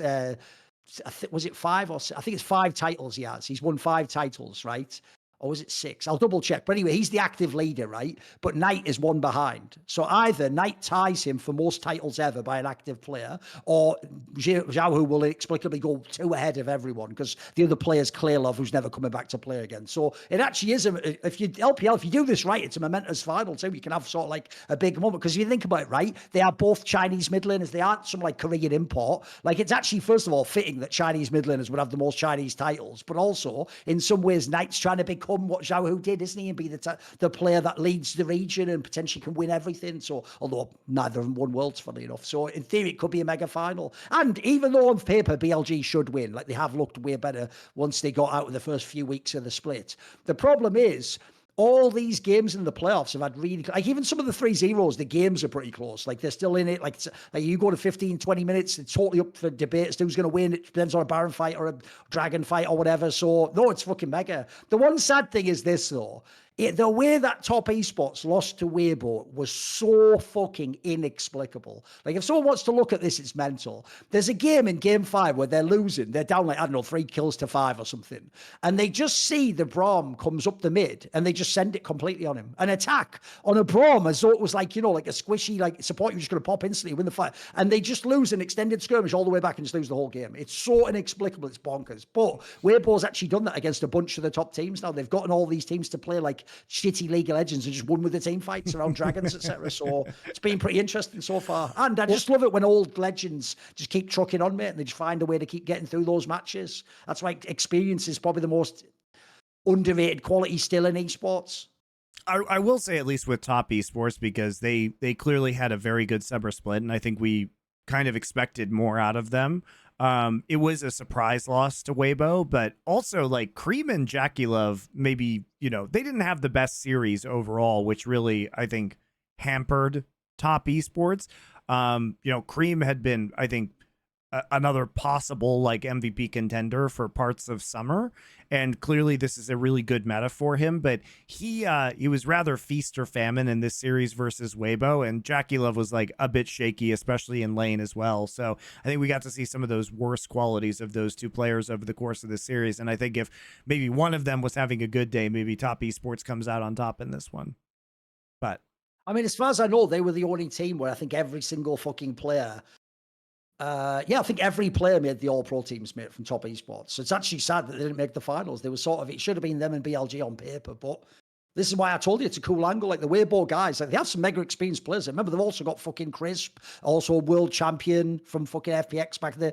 I mean, by the way, it's also just fitting that Tian, when he's smurfing right until the moment he isn't, and then he lose. So that just happens. That's just the way his career goes. Yeah, I mean, we'll see. Like, top esports still, I think, very likely if they They're already real dark horse for Worlds. Yeah, they'll be there. for sure. Looking at the championship points right now, like, top esports is still firmly in second place. So it'll depend on if Weibo wins the finals, they can surpass them. But otherwise, like, I think Weibo's gonna stay in third place here. So basically what's going to happen with top esports, guys, is that if Billy wins the finals, which they are probably very heavy favorites to do, they will automatically qualify as the LPL's first seed. And then top esports will qualify as the second seed for having the most championship points. If Weibo wins, they qualify as the first seed, and then Billy will qualify as the second seed by having the most championship points, and top esports will actually have to go into the gauntlet to play. So I think probably the best case scenario, if you're just a fan of general strength of the LPL, is to hope that Billy wins, because Weibo, in my opinion, should have to prove more by going through the gauntlet, because I think they've been less strong. Like, I'm still concerned because of the way they started summer, even though they did ramp up. It's not like they were ever, they haven't been consistently world beaters. Let's put it that way. Right. Another interesting detail: if they win, Tarzan will finally win a domestic title. He's had 3 times in LCK, 1 time in LP, never won it before. So he would win his first trophy. Fact. I didn't know that. I very close. I saw a really good tweet by Nymira that I thought might interest you as well, which means that, so BLG, by beating top esports, Knight has now made 6 consecutive LPL finals on 3 different teams, 2 with top, 2 with JDG, 2 with BLG. And he says this matches the LPL all-time record of Xiaohu's 6 back-to-back finals. And I tweeted about this, which caused quite a few negative reactions from people, which I said that Chovy versus Knight is the main story of LoL esports right now, because now Chovy, if Gen G wins 1 more match, by the way, we're recording this after Gen G versus Dplus's game tonight. I haven't seen the games yet, but they did actually play. That match is now finished. But if Gen G can make the finals again, we would also see Chovy in 6 consecutive finals, right? And he would have won 5 of those finals if he wins the finals this year. I mean, the minimum he can win now is 4. So what's crazy to me, Thorin, is that more people don't consider this the main narrative, considering these guys are hands down in the last 3 years the 2 best mid laners in the world, and it's not even close. I mean, the problem is the faker narrative's just a bigger one, isn't it? Like, this essentially reminds me of like WWE, Monty, where the problem you get is you have like the 2 people who should be the hot stars now, but oftentimes you have some old relic legendary, Hulk Hogan or fucking Ric Flair or Triple H, and then they still want to be part of the storylines. Well, the difference is, obviously, it was only that. This is the worst thing about that Worlds win, bro. You would think Faker and T1 had won what Gen G did the last few years. They won 1 tournament. That's it. They won 1 tournament, 1 LCK in like 3 years. But because of that win, was like, it's the only tournament that matters. And everyone can. It's actually overshadowed what you're talking about. Like, the real narrative now is obviously Knight and Chovy, because they both consistently are like the best players in their region. They both go on whatever lineup notice they're on. You can both of them, you can change all the players around them. Their lineups just keep going to the top. Like, they're magnetically drawn, like the old saying, the cream rises to the top. And the obvious question now is just, will they meet in more matches? Like, they met at the MSI this last one now. Obviously, I hope they meet at Worlds. That would be the dream. The real dream is this, right? Bearing in mind, it's unlikely this time around T1's going to win. They look like they're in their worst ever form. Even if they go to Worlds, they'll probably be like the 5th most likely team to win or something mad like that, because you have all these LPL killers. I actually think the most fitting storyline to send that narrative off, because Faker probably shouldn't be in winning position from years on now, would just be to have Chovy against Knight in the Worlds final. That would be the dream. If you could just have that happen in the Worlds final. Look, this one's even in Europe. You can even say it's on neutral ground, right? We don't have to have that whole crying about who's got the home territory in the crowd. Let's just have it in fucking Europe and let the best man win, as they say. Just let's see who's better. Well, I mean, a lot of these idiot responses are like, oh, Chovy just chokes. By the way, He is literally the How many MSI times? I champion. know. He's literally the MSI champion. He By the doesn't. way, explain this to me. Right? If Faker doesn't choke Monty, but he choked that. You ready? Let's just run through the list. He choked at 2022 MSI final, Worlds final, Summer final for 2022, 2023 Spring final, MSI for 2023, Summer for 2023. Only so he had one tournament. He had one tournament in about 6. He didn't choke. He's never a choker. But Chovy, who didn't choke in his last 3 tournaments, he's a bomb choker. What are we even doing at this point? You know what I mean? Like, there's no standard. It's just nonsense. The thing about Chovy is that he's had consistently worse rosters, in the early parts of his career because Faker people wanted to play for T1 because T1 is the most prestigious esports team in the world.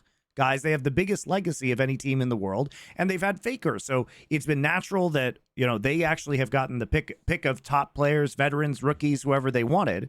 And also, like, that narrative, I feel, is very old at this point in time because, okay, what is the last tournament we could maybe say Chovy choked in? Like Worlds 2022? Maybe MSI 2023 or something. Like, he wasn't that great in the lower bracket, whatever. I think at Worlds he was fine though. That BLG series is totally fine. But go back and rewatch it. He has a couple of games he carries.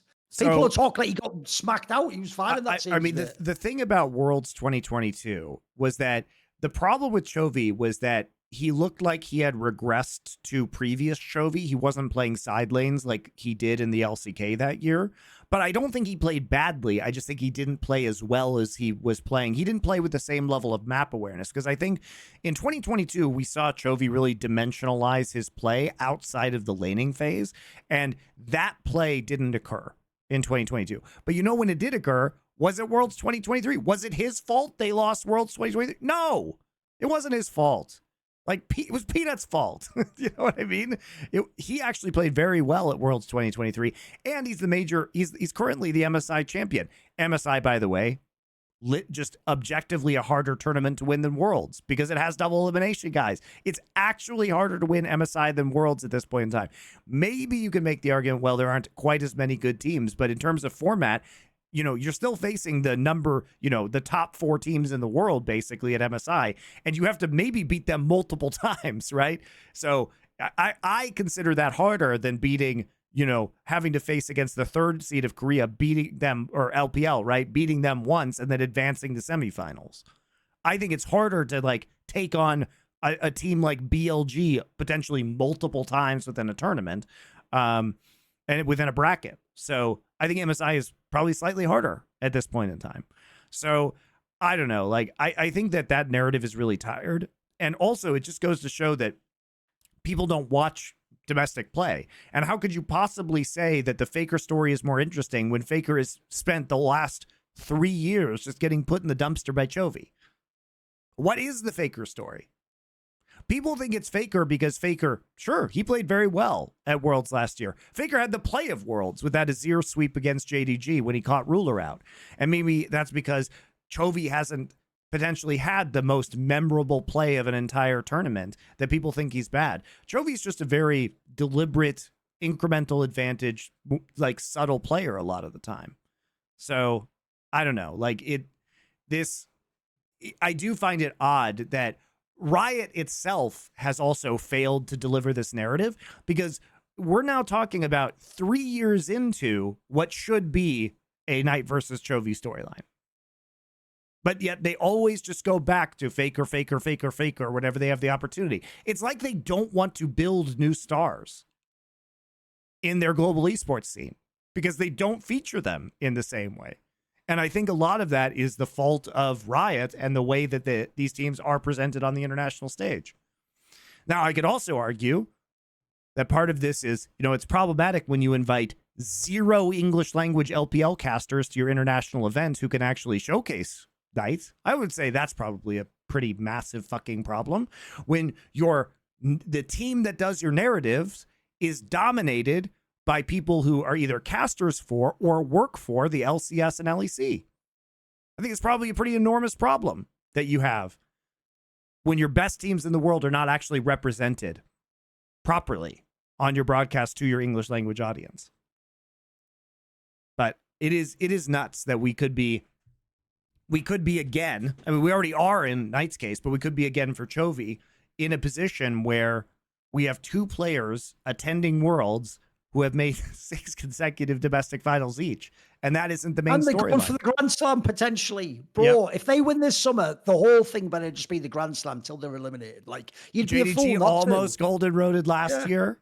Gen.G might golden road this year. Like, how if you're even smart, there's the piece of content, Monty. You do a piece with like Knight and the JDG players of like what it takes to golden road and why they couldn't do it. And then you do a thing of like, is Gen.G going to do it this year? Like, you can even set it up that way. Just think about this, Thorin. Why don't you just do a piece on Ruler, who has played with both of them, talking about them and their styles? You know, you can just talk to the guy who's been on both the teams and, you know, hype him up. It's crazy. It's crazy to me. But yeah, I and if you look at BLG and Knight's team right now and Wei, you know, this jungler that they brought in. I mean, I think Wei's been really quite good on this roster, but the standout player, if you want to include all of summer, right up until this point, has been Bin. Like, Bin has been the most stable roster on this team by far. But I don't think that, you know, we're going to see Weibo Gaming come in and defeat BLG in the finals. I think it's very heavily stacked to BLG because BLG has looked shaky in that they lose games, but they really haven't lost series. Like, when push comes to shove, when it comes to the final game of a series, they just turn it on and win. And Wei has been playing significantly more for top side than we saw them do in the spring split, where it was just virtually exclusively playing bottom side.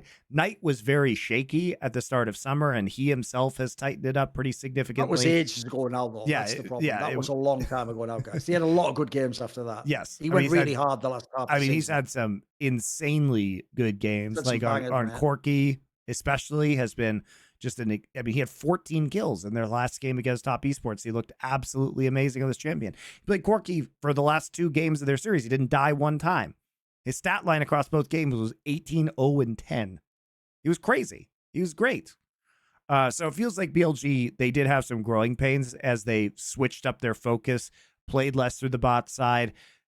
Elkanon needed to learn how to play differently. They had to learn how to play differently as a team because Bin is a lot more enabled now, but you are seeing the effects of that, and Bin has just been remarkable and probably the best player on Renekton by a long shot, I think, around the world, and the way that he is able to create pressure on carries and team fights.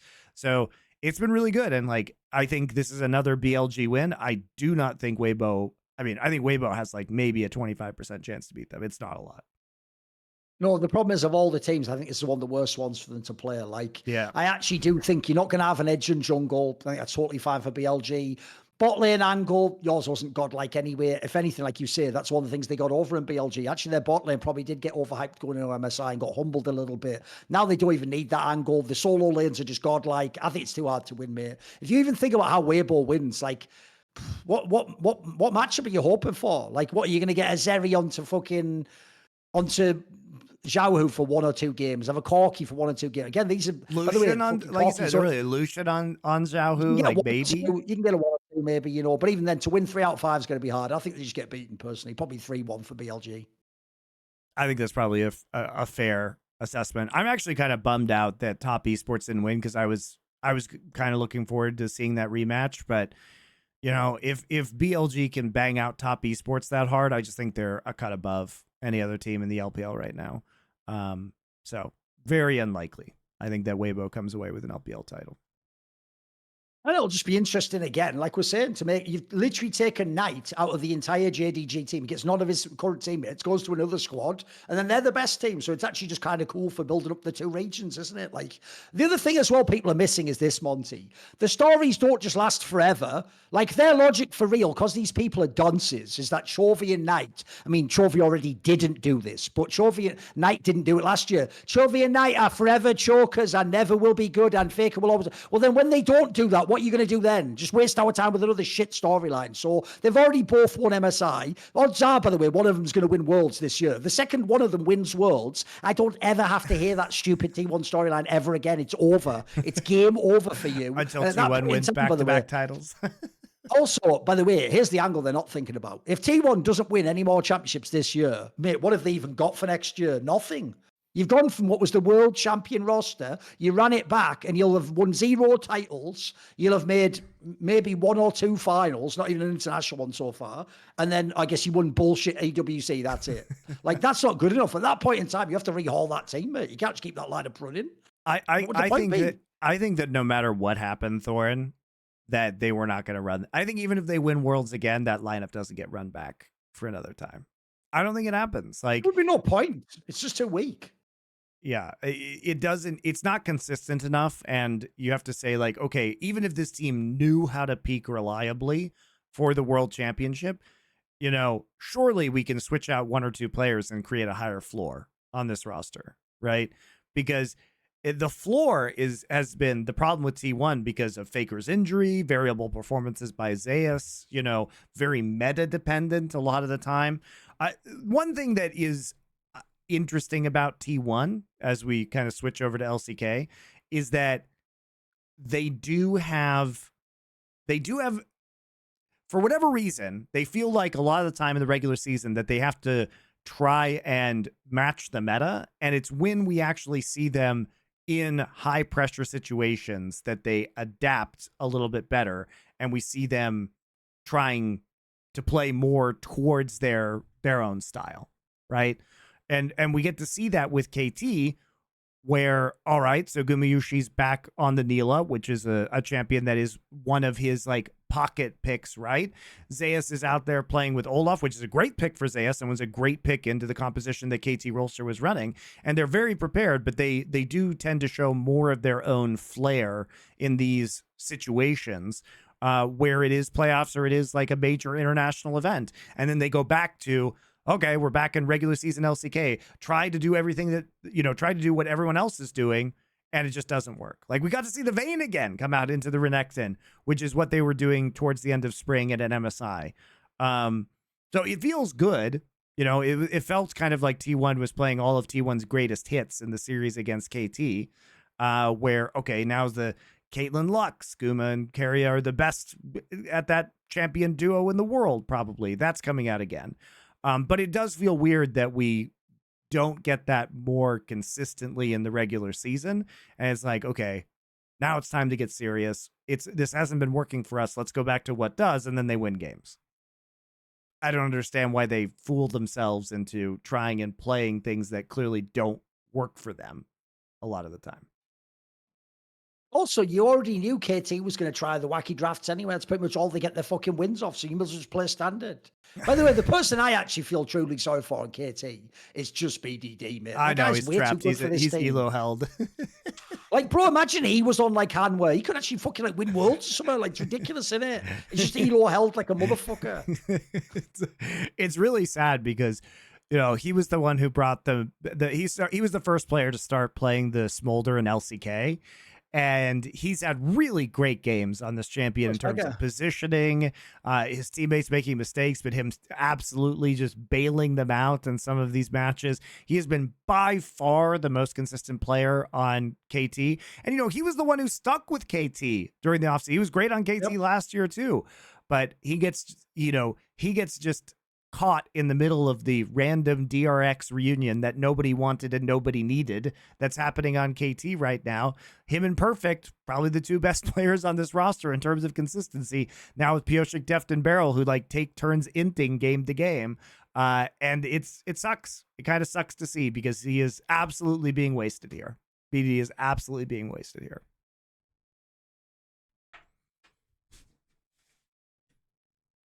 I don't know how much there is to say about the Dplus BNK FearX series. We can hold out on Dplus until next week, guys, because we actually I have not seen the latest match that they played, and the BNK DRX the BNK FearX versus Dplus series was this is the downside of the format, which is everyone knew FearX was never going to make it to BO5. That's the problem. Like they can give you a little bit of a sweat in a BO3, and a BO5 that's too much of a reach. Come on. Well, I mean, they did make one BO5, but the thing is, they just get eliminated and head into the regional finals basically immediately here. So they're not going to do anything there either as well. So no, what hope do you have? I mean, they probably lose to KT in the first round. You know, Yeah. we can talk about BNK FearX a little bit in their final run, right? A lot of this came because Guangdong Freaks again just dropped. They started really strong and then dropped out as the season went on. BNK FearX won the head-to-head versus Guangdong, which is really important for which of them went to playoffs. They have been they have been good in this meta. Obviously, like Closer being a Yone expert and a good player on a lot of these AD champions has very much helped them. So the meta has kind of moved in their favor. I will say, as far as FearX is concerned, that Clear has been surprisingly significantly better towards the last half of the summer split, and we've also seen Raptor as a rookie player. I was obviously big on Willer coming back into this roster, but Raptor actually kind of has grown into his own. So there have been a couple players, Raptor as a rookie and then Clear just as a player, performing much better than he typically has in the past, because I thought he was pretty awful for, most of his career so far. But those players stepping up, I think, has really helped. And Duro has been an interesting addition to as well. So it's been fun to see them glow up a little bit, but I don't think any of those players are players that we're going to see. I don't think if FearX runs this roster back, for example, that we're going to see this same level of performance next year. Probably, maybe they're just perpetually on the cusp of playoffs, but not enough firepower there for sure. And Dplus, I like the Boham upgrade. I think that's been working out well for them. Like I think Dplus actually has min-maxed in terms of the meta pretty effectively, using Showmaker's versatility. Lucid's going to be, Lucid is basically rookie of the year for LCK. Kingen has been surprisingly solid in summer. Aiming has obviously popped off. I think he deserved first team All-Pro. And the switch out to Moham has been effective. It has been effective. Moham has had some very good games. So I think, maybe if Moham can offer some of that shot calling that this core of players has typically lacked, maybe they can do something. Maybe they can actually put it together in a meaningful way to get to Worlds, because, this roster has changed pretty frequently in that support role. So I think there is still room for them to grow and improve. Maybe I'll change my mind after watching that Gen G game, but nobody really expected Dplus to win that series.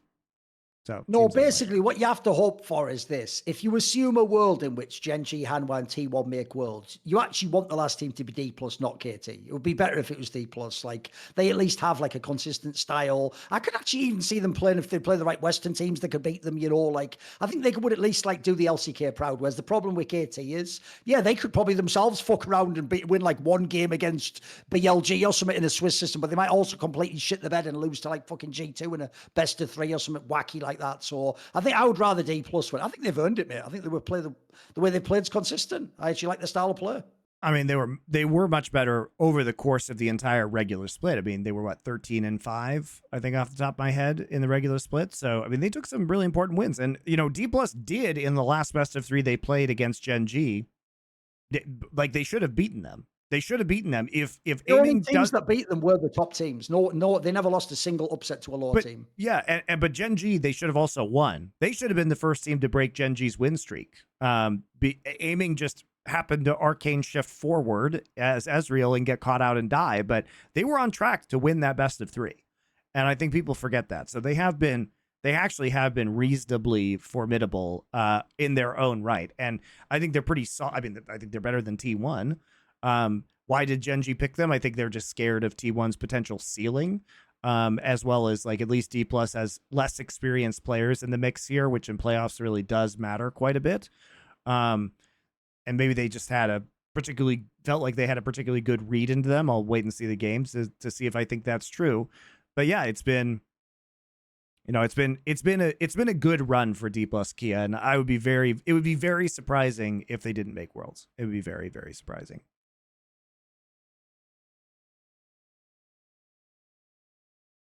We'll wrap up with some LCS discussion.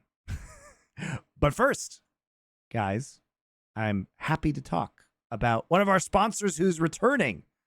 That is Manscaped. They're back. They're back for more. And they have a fun new product for you guys. So recently at Manscaped, they released a new product. And no, it's not a new razor or any of the other great products that they offer to you. It is a scalp buffer, which is great for your hair care routine. So what this is a brush. It's a silicone brush with silicone bristles, and they're 100% antibacterial. And what happens is you put a little bit of shampoo on there and you rub it on your scalp, gives yourself a nice scalp massage while you're getting your hair washed, and basically allows you to use less shampoo, lather more, it increases more lather from the shampoo that you use. So it means your shampoo lasts longer. Also, they sell shampoo, so you can buy it at the same time. They have a 2-in-1 shampoo and conditioner from Manscaped, so you can use it with that. All in one package sent to you.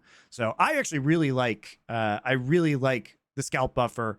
Offers you a deep massage for your head while you're showering. And while you're there, you can go ahead and pick up any of their other products, some of the packages they have on the site for their trimmers, for nose hair, or for your balls, of course. I've been it's great to use that in the shower. The trimmers work great while the water's running, makes cleanup a lot easier. I have very much appreciated Manscaped's products, and now you can too. And you can take your scalp from 0 to hero with a scalp buffer. Get 20% off plus free shipping with the code LFN at manscaped.com. 20% off plus free shipping with the code LFN at manscaped.com. So thank you very much to Manscaped for coming back, and thank you guys for supporting Manscaped. Have you enjoyed the Manscaped products, Thorin? I mean, I actually think one of the areas that people are just too embarrassed to talk about is, like, I actually think one of the better ones they have is that one called like Crop Reliever or Reviver, Reviver, where it's like a spray, where essentially this is just something men just don't talk about. The problem with that area down there, especially if you're sat on a PC all day, is that area gets really damp, and that's exactly where all the horrible smells come from, and all the fucking, and also you'll get a rash, and it'll be rubbing against, and there'll be a damp area doing that. So essentially, like, that stuff like that's really useful. It actually takes away like a lot of the like fucking awkward feeling in that sort of area. So yeah, stuff like that's legit. It's not the sort of thing I would have invested in otherwise. So interesting to try. There you go. Well, thank you very much to Manscaped. And again, supporting our sponsors is the best way to support us here at Last Free Nation. So head on over to manscaped.com. Use that code LFN. 20% off. Enjoy your orders. And the scalp buffer, very good. Very good. All right. So let's talk about some LCS. Thorin, let us chat LCS here. LCS looks bad on the whole. And by the way, Thorin, I did call Cloud9 frauds a long time ago. We'll get into that. They completely failed to deliver against FlyQuest, which is a team that they should have been the favorite against. But they look impotent and weak in these situations. Sure, FlyQuest leveled up a little bit, but certainly winnable games on the side of Cloud9. And Team Liquid just straight up appear to be the best Western team. I think they played a very impressive series, just absolutely put 100 Thieves in the dumpster. 100 Thieves obviously quite fraudulent as well, but coming off a inexplicable win against Dignitas. And I think people are really starting to wake up to how good Team Liquid is.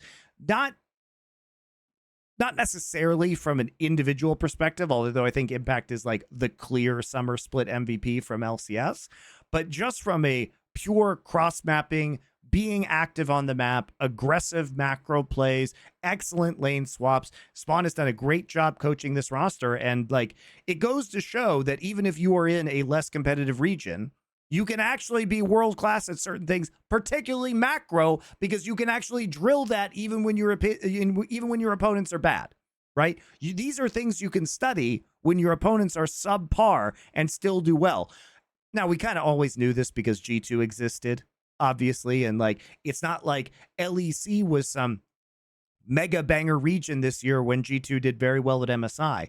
If you have the right players and the right motivation and the right coaching and the right tactics, you can actually be competitive on the global stage. Will you win Worlds? Probably not. You need more regular good practice, but you absolutely can be competitive and maybe a top 4 team in the world if you have these things. And Team Liquid's proving again, which just goes to show that I think a lot of these issues that LCS teams have always had is just not motivated players and probably bad coaching.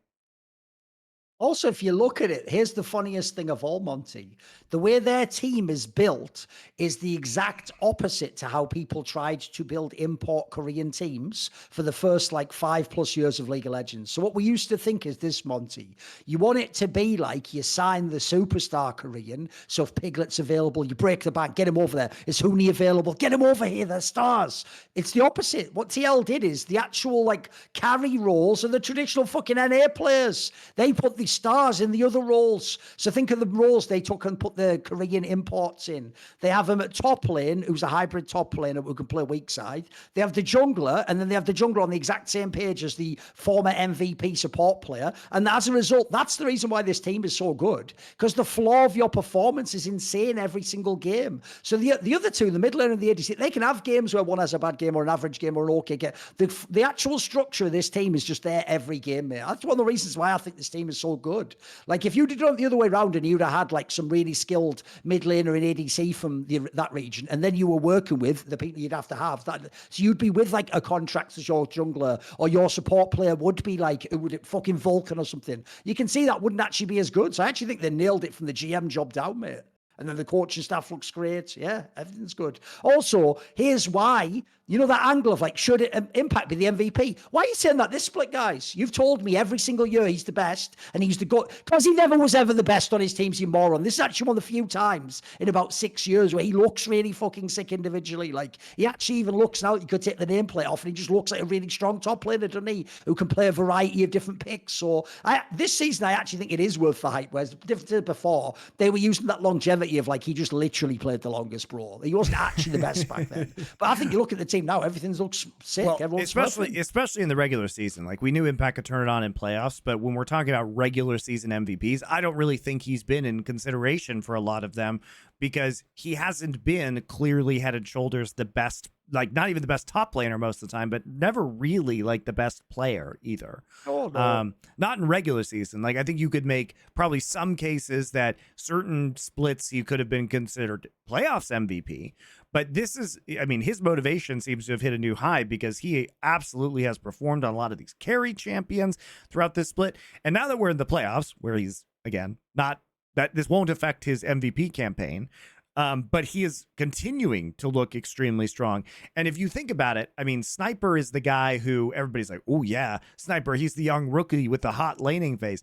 Impact fucking shat on him in this series, just straight up outplaying him. I mean, Sniper was a complete non-factor for the entirety of this best of 3.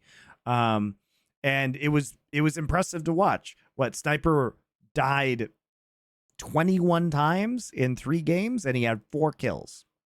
Just casual. Oh, 20 times, excuse me. He's 420.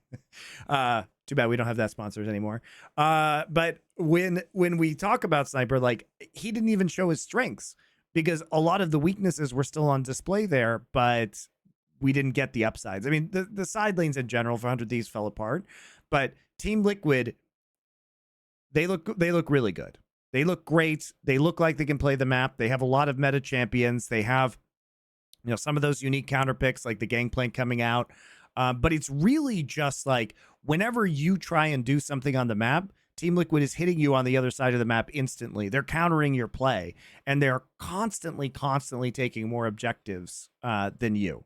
So, by the way, the real pickup here that was the genius GMing was the pickup. That was the one that was the sleeper. I know people are going to rave about the Yawn one because I'm expecting really good, API improved, but it's actually the pickup, because what they actually identified there, Monty, is something I think has always existed, which is one of the few things you can actually get a decent sense of, in Koreans especially, is the junglers. If you go and observe their pathing, you can actually tend to see who actually has like a decent brain on their head. And if you don't know, even going back, I'm being serious, to like 2018 onwards, this is one of the players that like Emily Rand used to always pick out and say this was actually like a good player when he was on bad teams, and don't worry about him being on a lesser team or Jin Air or some bullshit. Like, he actually has like skills and knows what he's doing. So I'm just very impressed someone was able to actually look into the mess of Korean LCK, see that, and bring him out, because again, this wasn't a giant, like, the difference is, if this was like a Tarzan or a fucking, even what Bo had, they were mega hyped. No one really hyped Dumpty, but he's just done his fucking job. I mean, he does a really good job in this team. When they made the announcement last year, I said like he was the best part of the Breon roster, and he is legitimately a good player. If you guys remember, Breon in 2023 hilariously was the team that, oh, wow, they get ahead, and how are they going to lose this game late? How are they going to throw it? But they legit had very strong early games because of against some of the best teams in the league where they were in winnable positions. You could say, well, doesn't know the shot calling to close that game out. Well, luckily there's a player called Core JJ. I mean, there's other veterans, Core JJ and Impact on this roster who could certainly help with that, right?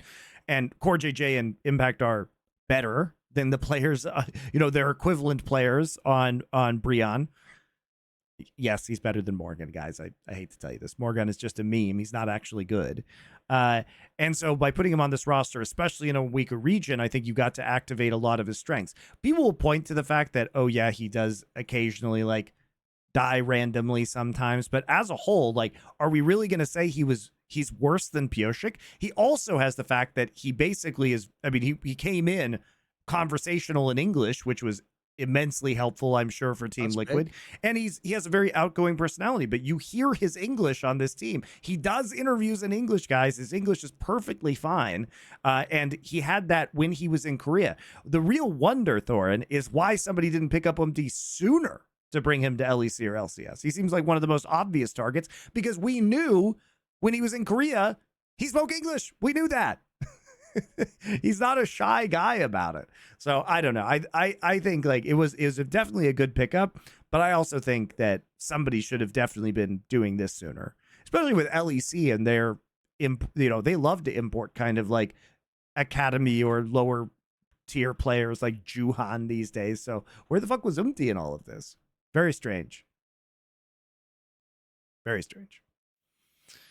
But yeah, I think in Liquid's case, it doesn't feel like the meta's getting away from them anymore either. I have to say I'm like less concerned about APA's potential champion pool at Worlds because he's been able to diversify that and like show, I think, really solid individual play overall. And weirdly, I would say, Thorin, that mid lane has actually been one of the stronger positions in LCS this year. So it feels, it feels like if APA can hold his own in this situation against like Jojo and Quid and now Quad, who I think has grown a lot on the side of FlyQuest, that maybe he can actually, and I mean, he showed it as well versus Faker at the Esports World Cup. And I guess repeatedly against Humanoid as well over the last couple of events, that this is a roster that maybe can do something. I think that we have to cap our expectations on Team Liquid because the problem is like, who do we think Team Liquid is better than, Thorin? Because if the answer I don't think is like LNG, and I don't really think it's whoever the 4th seed from Korea is. Like, do we think they're better than T1? Maybe. They almost beat them. Is even though you're saying it like that about APA, I'm just looking and I'm thinking, bro, how does one just get away for a whole split without playing the ADCs? What are we doing? Like, bro, like I watch LPL games all day long where like a fucking Corky, Zeri, Lucian, these destroy the fucking game, mate. He's played a lot of Corky. He's played a lot of Corky. He's played some Tristana. There's one. And what's he playing it against? Tristana games. What matchup he's playing it into, exactly. So I just want to see what he does when he plays those players. So let me see it. Bring it on. Roll on. Because that was what sucked about last Worlds. It was only G2 they played in the Weibo. Like, I wanted to see them play against the real players. Like, there's another thing. Tell me how much Chovy and Knight suck after APA plays them in a best of 3. Let me see that best of 3. Pull up that best of 3 and let me see how much Chovy and Knight suck at League of Legends. I'd like to see it happen. So I just want to see these players play for real. Same with Yorn. He's going to have a lot of pressure on his back at this Worlds, mate. He's going to have a lot of pressure. But I think when you think about Team Liquid, their macro is good and their players have improved. And I think their players will continue to improve just based on the trajectories that they're on right now. But the real problem just comes into how do we expect this team to actually perform against 3rd and 4th seeds from Korea and China? And I just don't think they win those. There's no one they can beat. That's the problem. Like, and people will say, wow, well, they almost beat T1 at Esports World Cup. Again, that tournament isn't very important. And also they didn't beat them. So, right. they didn't actually take the win there. I just believe it's Like they're probably somewhere around like 8th or 9th best team in the world, but probably not better than that. And I don't think they will be better than that. I think they'd be probably pretty lucky to make it through Swiss stage with the right best of ones and the right The problem path. they It's have possible. is this. Here's the irony. Here, I mean, look, NRG didn't play a load of foreign teams. They just played G2. But the reason why NRG themselves at least had like a potentially higher chance for an upset is because you did have the contract factor. Maybe contracts just went mentally one game on Lee Sin randomly and one you will be your one. The problem you have is this. It's a bit like BDS in Europe. It's sort of the worst style of play to be not the best at, Monty, because essentially you just lose to everyone who's better at than you. Like how we're good at macro and we have like tight team fighting. Well, congrats, get in line. There's about fucking 8-9 teams that can do that with better players than you. Like, you do know that's like probably the number one thing that the other teams are good at. So I just don't know who you're supposed to beat. That's the problem. Like, look, you can beat some European teams. You can do that. That's cool. But even if we're taking Dplus, bro, that people hating on Dplus that much, Dplus would win a best of 5 against TL. That's not even some like hateful statement. Like mate, they can load up aiming with a bunch of fucking picks. Showmaker can get some fucking mid lane pick that can destroy a lane. Like they could win some fucking games. Yeah, for sure. Yeah, I think that's the issue is like when you actually shadow box the matchup and you think about what is the reasonable expectation. I think the only way Team Liquid could make semis at Worlds is if there's a really wacky Swiss stage and then they get placed against G2 in quarters. Like that's a scenario where it might be possible, but it feels incredibly unlikely. Certainly like maybe they're one of the teams that if KT goes, they can catch them, but that's if KT even makes it there a little bit. We don't even know about that yet. Yeah, and at that point in time, we'd have to consider that KT's going to have to run the gauntlet, man, and they have to run the gauntlet from the bottom of the gauntlet in regional. So if KT can legitimately beat like 3 teams in a row of best of 5s and deserve to go, they probably can beat Team Liquid, would be my argument, right? If they've leveled up that much where they can take out the bottom of the field in the LCK in order to make it or whatever, then I guess they only have to win 2 games if the other gauntlet. There's 2 different. I'm not going to explain it here, guys. There's 2 different gauntlet situations that could occur, depending on whether or not Genji wins in LCK. But if they're either the bottom of the gauntlet or they're in the lower bracket of the other gauntlet, so it's going to be hard for them to win, and they would have to come back. Like, who are they going to take out? They have to take out like T1 and Dplus at some point in time. Do we think that's going to be the result? If the finals is Genji and Hanwha, then they have to go through that. And if Hanwha loses, or Genji, Genji's probably not going to lose, but if Hanwha somehow loses, then they have to take out Hanwha. So it's a tall order. And they haven't been consistent enough, despite the Genji wins and the highs that people remember. They were, at the end of the day, a 9-9 team in best of 3s. So I don't think KT's going to go. Sure, that would be a team that they might be able to beat. But the conditions for KT to get to Worlds imply that KT improves significantly. And if KT improves significantly, are we still saying that? Whereas it feels like just a walk in the park for Team Liquid to win the LCS at this point in time, particularly because Cloud9 and FlyQuest don't look anywhere near as good as Team Liquid. And Cloud9 has been a massively disappointing team compared to the strength of their roster and the on-paper results that we expected from this team at the start of the year. I also find that team really disturbing. Like, I don't know when, but I'm probably going to do a video at some point about Blabber, mate, because he just is their team. Like, they just delusionally think still League of Legends is a game you boot up and you just wiggle your fingers and stuff happens on the screen and you win. It's like, they don't seem to understand there's a formula here. There's like fundamentals to the game. There's reasons why you leverage your position on a map over the opponent. It's not just that you have more levels and fucking damage. Like, their team, if you ever listen to interviews, is really disturbing, bro. They don't get it. Like, you might get it, mate, but they're like people like Jojo and Blabber do not understand that there is like no shot calling in this team. They, in their brain, they think they can like hit the keys a bit harder and you win the game or something. Like, I don't get it, mate. Like, I would have thought they'd have been couching it the whole season of like, and we need to improve in this way. We're working on our macro. I think they just still turn up to scrims and win them and just think like, this is League of Legends, is what they think it is, mate. I mean, I think, what they lack is some level of foresight and X factor within this team, which goes to our final sponsor of today, guys, which is Factor Meals, because you should have foresight and an ability to shot call within your own life. Don't just be reactive and say, man, I don't have any food left to eat. Maybe I should order some takeout that probably isn't too good for me. You can improve the shot calling. Inefficient. That's right. you it's also inefficient, right? You could get it done faster. You could have the plans in place in advance. You could get it delivered to your house. Everything done for you with just a little bit of foresight. And that's what Factor offers, obviously, which is chef-crafted meals, never frozen, delivered fresh in a refrigerated box with like cold packs to your house every week. They have many different options: Calorie Smart, Protein Plus, Keto, variety of different things. They have 35 different meals every week, and they're not the same every week. They rotate, and more than 60 add-ons to choose from. Things like breakfasts, things like protein shakes. They all get chucked in a box for you and sent right to your door. So if you are finding yourself maybe coming up a little bit short when it comes to meals and ordering out, which was way more expensive than Factor, by the way, and also almost certainly worse for you with the decisions that you are likely to make, unless you are making some very healthy decisions with ordering out, which those aren't the decisions I typically make when I order out, at least. And I somehow doubt they are with you. Everything is ready to eat in just 2 minutes. Just chuck it in the microwave and you can get very well-balanced meals, you know, like a main of like grilled meat, like a pork chop, green beans, you know, mashed potatoes on the side, stuff like that. Very, very nice. I really enjoyed it when I was back in the States for MSI. And you can head to factormeals.com/LFN50 and use code LFN50 to get 50% off your first box plus 20% off your next month.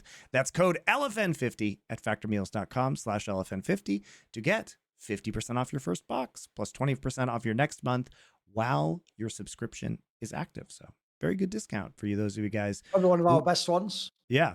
Trying Factor for the first time. I know a lot of you guys have mentioned in your Discord that you've tried it, you liked it.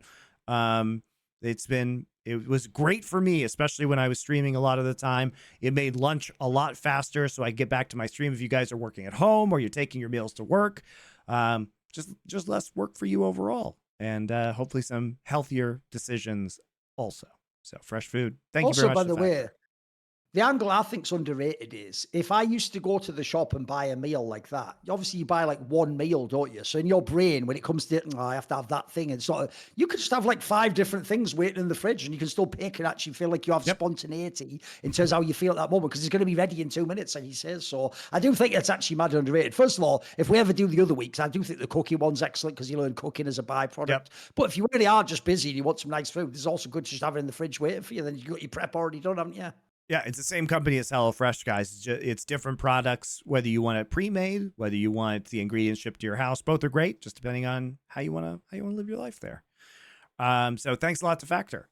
Let's talk about Cloud9 versus FlyQuest, because this series was, I think for a lot of people, myself included, really disappointing. You know, Cloud9, they should be the team that's challenging for the title. They came into this year as, holy crap, this is a super team. Fudge gets benched. We get Thanatos, this very hyped Korean rookie, into this roster in this split, and they have proved themselves to have fixed none of their problems, of course, as we predicted, really, when they made this roster split in the first place. Like, okay, we got mechanically better players, better in lane, but did we actually fix engage problems, shot calling problems? No. And what Cloud9 showed in this series is that this was the NA staple, Thorin. It was FlyQuest is like, they have no macro, therefore pick scaling and wait for them to throw. And Cloud9 was, we win lanes super hard and get big advantages and take every objective in the early game, but have no idea how to close these games. Are we going to pressure Baron? Of course we're not going to do that. Let's just get caught out and die and get outscaled instead, right? This was a miserable showing for the advantages. If you take Cloud9's advantages and you give them to almost any team in Asia or to Team Liquid, the game's over. It's just over. Like, oh, mate, I don't get this. This is like how far behind LCS is in terms of metagame thinking minus TL. Monty, in the modern day, if I have a big lead on you, why am I even fighting you, bro? I just get to end the game. The Fisher Price buttons are there. They're called Baron and Dragon. All I do is I use my advantage to take every dragon and then every Baron and end the game. Like, they're playing like it's season 6 and you go, we got our items, time to fight. Like, you don't do that anymore. Like, you don't have to do it. That's why it's so bizarre, because if you think about it, Monty, the one thing this team has is hands. So you've already got the advantage. Just now win the game. You can even make them have favorable fights for you, but they don't do it. It's so whack. It's so whack, bro. I'd love to see what this team does in scrims. They look to me like they just skirmish all the time in scrims, if I had to guess. Well, And probably win from doing it. I mean, it's just shocking that they can actually like provide such good pressure in the early game and come out of laning phase with these advantages and then completely throw it away. I mean, like, there was a very real possibility that if FlyQuest hadn't bungled the end to game 1, I mean, FlyQuest had every opportunity to win game 1 as well, despite the fact that Cloud9 came out with a victory, because FlyQuest made the wrong call about how to end the game. They let Cloud9 respawn, and they didn't protect Quad, the Smolder, and they let him die while they were trying, and they tried to rush the Nexus. If they had just backed off, taken the team fight, they would have just won the game. They would have just fucking won the game.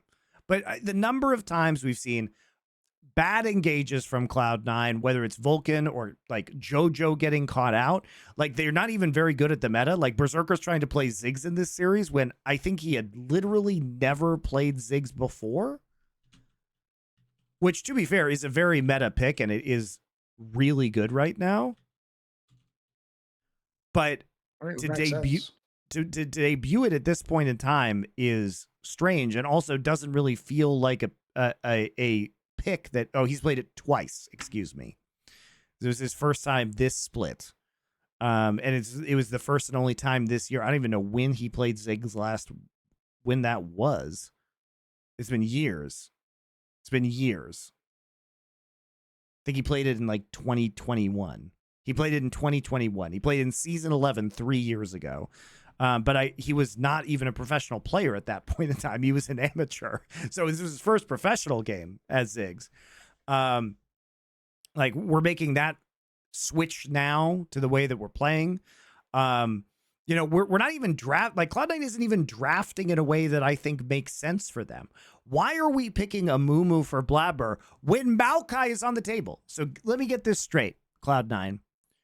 You're going to take a Mumu who has a fully committal engage. Maokai is not picked or banned. You are playing into Ivern. Ivern makes brushes. You can put Maokai saplings in the brushes to deny them the cover. And you have a non-committal engage where if they try and poke you while standing in those brushes, you can just engage on them. But instead, the way we lose this game, Cloud9, is that Blabber face checks a brush that he wouldn't have face checked if he was Maokai, dies, and then you lose the game. Then why are we playing a Mumu if Maokai's banned?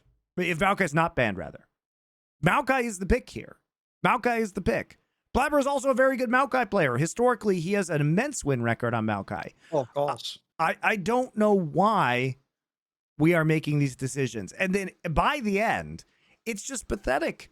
Cloud9 loses the final game of this series without even getting a kill. Like, they completely gave up. They completely gave up. I was also shocked, actually, by how bad the hands were in this series, bro. Like, there's so many times where they had, like, the gold lead or the gold was even, and then they would just straight up lose the fights as well. It's like, what? The team fight was actually quite bad in this series. Yeah, You'd the engages will be off, but they've never, I don't understand how Cloud9 has never figured out with this roster who is going to shot call and who is going to call the engages. Because they have no in-game coordination when it comes to outside of laning phase. They don't know when to take Baron, they don't know how to assign lanes, they don't know how to play team fights, they don't know how to play to their win conditions. It is miserable to watch them play. And it's not like FlyQuest is some sort of monstrous team. Have things about FlyQuest improved? Sure. I mean, credit to Busio on FlyQuest. He's not having his nervous games that he had in spring or at MSI. He's actually looked quite good in many of these games. Like, Busio, I feel, has leveled up substantially. Masu is very mechanically solid. He is having a great playoffs. Quad is integrated into this team better than Thanatos has on Cloud9. He actually looks like he has very good synergy, particularly on some of the engages by Masu and Busio. Inspired is no longer tortured by one of his side lanes just inting in the early game and him having to do triage. And look, I think Bwipo has been uneven, to say the least. By the way, I'm just watching back now, that part in game 3 where FlyQuest steals that Baron as well. Oh, that yes. is beyond a clown show, bro. Like, there's no one even in the pit completely. He just comes flying in and gets it. It's so whack. It's so whack, bro. It's so bad. It's so badly done. That's what's so bad about it, mate. It's so bad. It's actually embarrassing how badly done that is. That's fucking whack. It looks hilarious, too. It looks hilarious. It is. It's hilarious as fuck. Because I'm even thinking, like, how does he possibly get this Baron? I was rewinding it, and you just see him come in, like, out of nowhere, like, give it a break. Because he lands. That just shows the comms must be terrible. Yeah. The comms must be shit, mate. I mean, he's on his own, basically. Oh, it's ridiculous, yeah. So, because that's another thing, and think about it, right? Logically, Monty, they're going to be a world seed, this C9 team. Bro, this C9 team might be one of the worst teams they're ever going to send. What can this team do at Worlds? Nothing. I don't know what the win condition would be. Exactly. The issue is that, you know, Liquid has also been very dominant in the early game with Cloud9, but Liquid actually very impressively knows how to close. Like, they push advantages really well. Cloud9 gets a lane advantage, which they will not get against many good teams at Worlds. And then even with these advantages, they can't beat FlyQuest. So how the hell are they going to do anything at the World Championship where they're matched in lane? How do they beat Team Liquid? Riddle me that. If their strategy, if they get, I think they got 5 or 6 scrubs like every single game in this series, and they were up on Drakes. Like, they would literally get first scrubs and first Drakes in the early game. They were getting 2,000-3,000 gold leads. Yep. If you can't convert that into meaningful advantages, how are you going to beat Team Liquid? Also, like, Team bro, Liquid, the amount of these games in this C9 versus FlyQuest series that are like the NA RAM meme, where they both go to the mid lane and just start fighting for no reason. It's not even like someone gets an insane in gear. They just start. It's like a gentleman's agreement. Like, right, okay, Charlie Hall, on you go. It's like, what the fuck is this? What are we doing? We're not even fighting for objectives here. We're just fighting in the mid lane again. Like, we've actually regressed the whole region 10 years. What are we doing? What is this? Yeah, it's not good, Thorin. It's not good. I love it. I love it. I mean, it really is, like, very, very painful to watch, you know, Cloud. I will say, like, FlyQuest definitely did better, and we didn't see many of the Bwipo moments where he just feels like he has to be a hero and take over the game.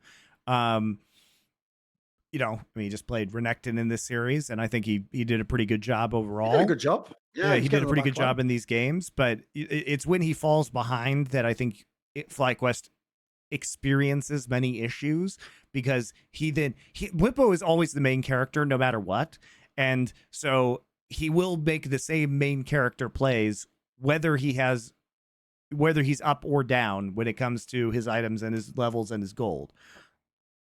When he's up, he's very good at pushing advantages. When he's down, he goes in too early, dies, and his team can't follow up or do anything. But he doesn't adapt his play very efficiently. This series didn't really matter, though. I think Thanatos was actually, like, pretty good in this series overall. He was on an individual level, one of Cloud9's better performers. But I mean, this team just has no ability or idea about how to play to their win conditions. I don't know what you do. Like, you can't keep this roster together. It's not working. You got to make at least a player change. I mean, you've already got Reaper in. Just make get the one swap. You pick. Maybe it has to be support. It's got to be some shot call or jungle. Surely. I mean, yeah, it's a great question. Are they going to have the balls to do that? Do they have the balls to get rid of Blabber? Probably not. I would, but it depends who you're getting, doesn't it?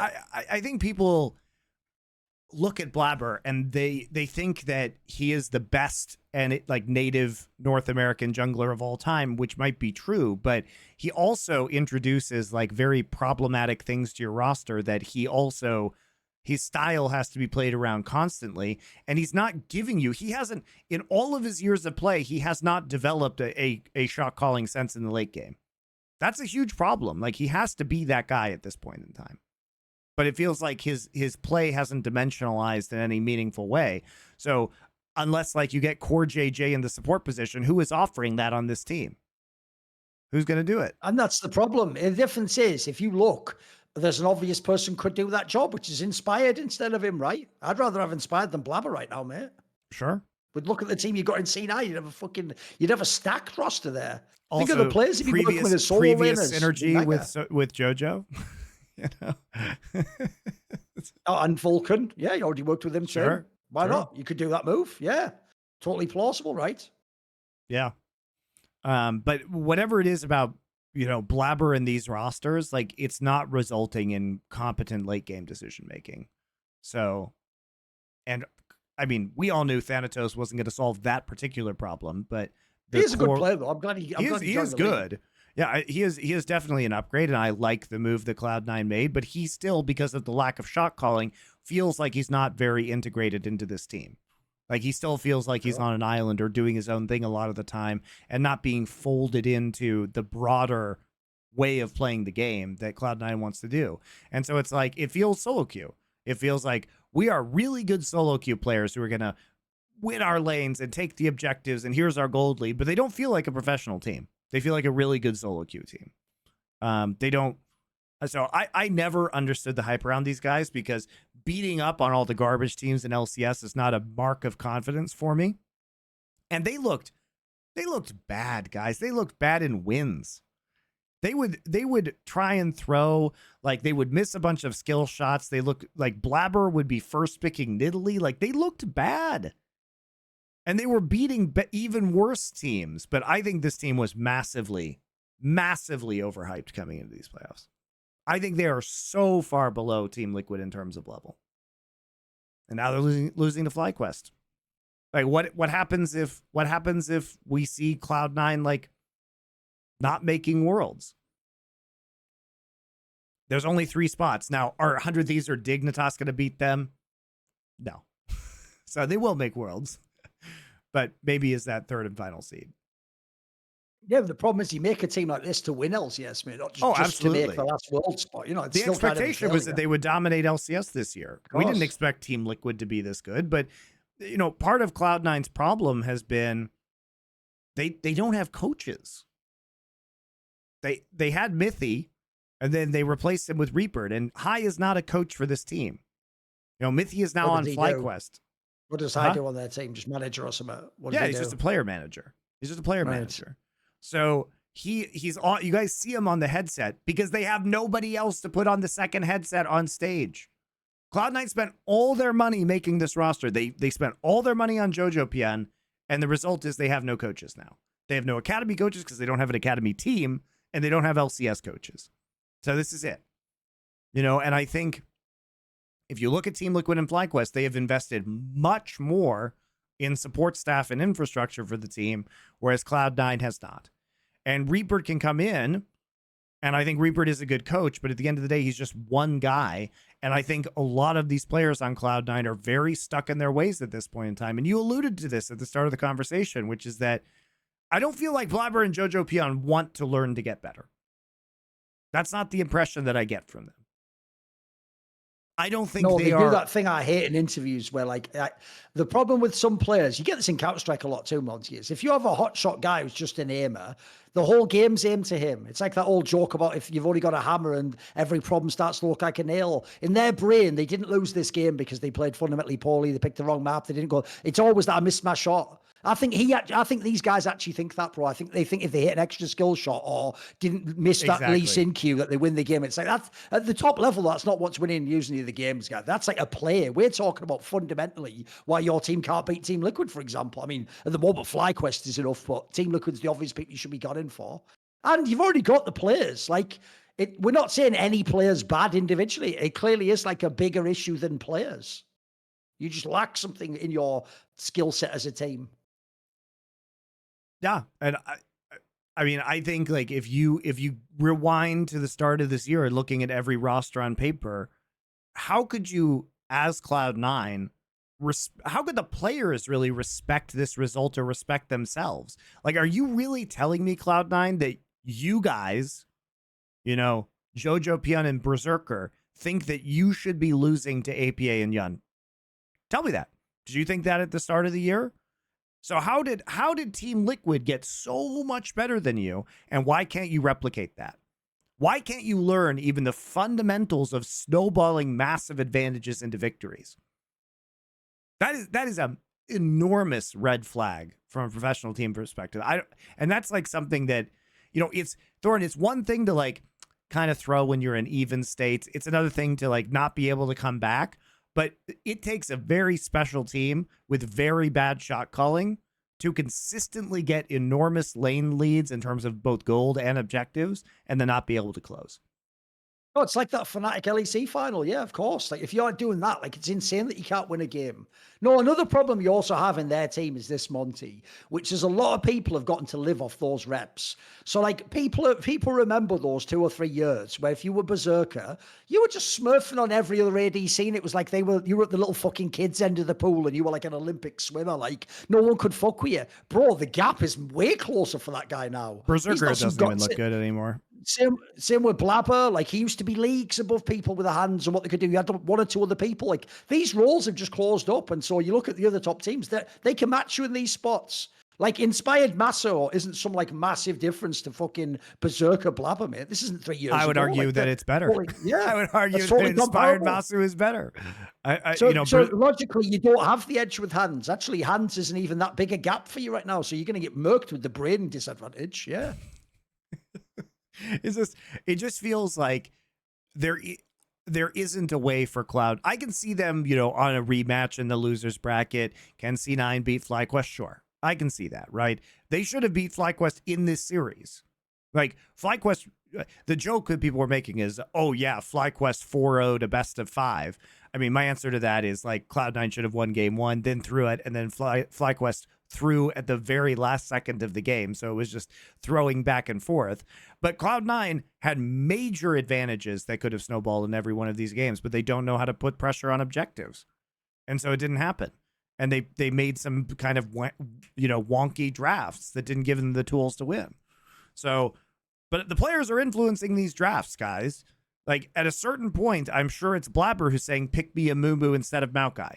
I'm sure that's like, Reaper isn't going in there and saying, you are playing a Mumu. And he's like, no, I just want to play Maokai. Like, that's not how this works. It's not how it works. You know, the player usually has a final say on which champion they're playing. The coach can nudge them in various directions, but if you can't just go into a draft and like tilt a player by forcing them to play a champion and think you're going to get a good game of League of Legends out of that, right? As a coach. So this team is just a mess, and they'll probably make Worlds, and they'll probably do just fucking shit at Worlds, and that'll be it. But I don't see how they could like FlyQuest can still have a bad day, and Masu and Busio and Bwipo could make mistakes, right? Quad looks really solid, so I don't think the fault would be his necessarily. But you could still see the rookie Masu making a mistake in a high-stakes elimination playoff game. You can absolutely see Bwipo have a bad day and just run it down. Sure, Cloud9 can win those games, but it feels like almost it's not them overcoming their opponents. It's they have to rely on FlyQuest to make those mistakes, and Team Liquid just isn't making those mistakes right now, and they're not going to. They're too smart. Team Liquid is a very fucking smart team. They are like world-class smart team.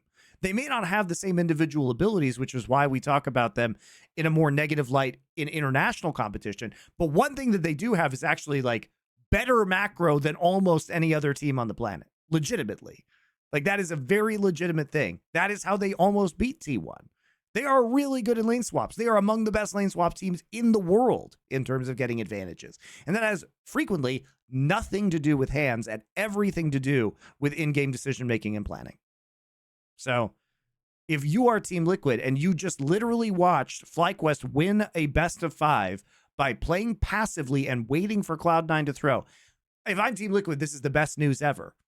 Because I'm not going to lose early game as hard, and I certainly can easily wait for Cloud9 to throw. If FlyQuest can catch that, Team Liquid certainly can.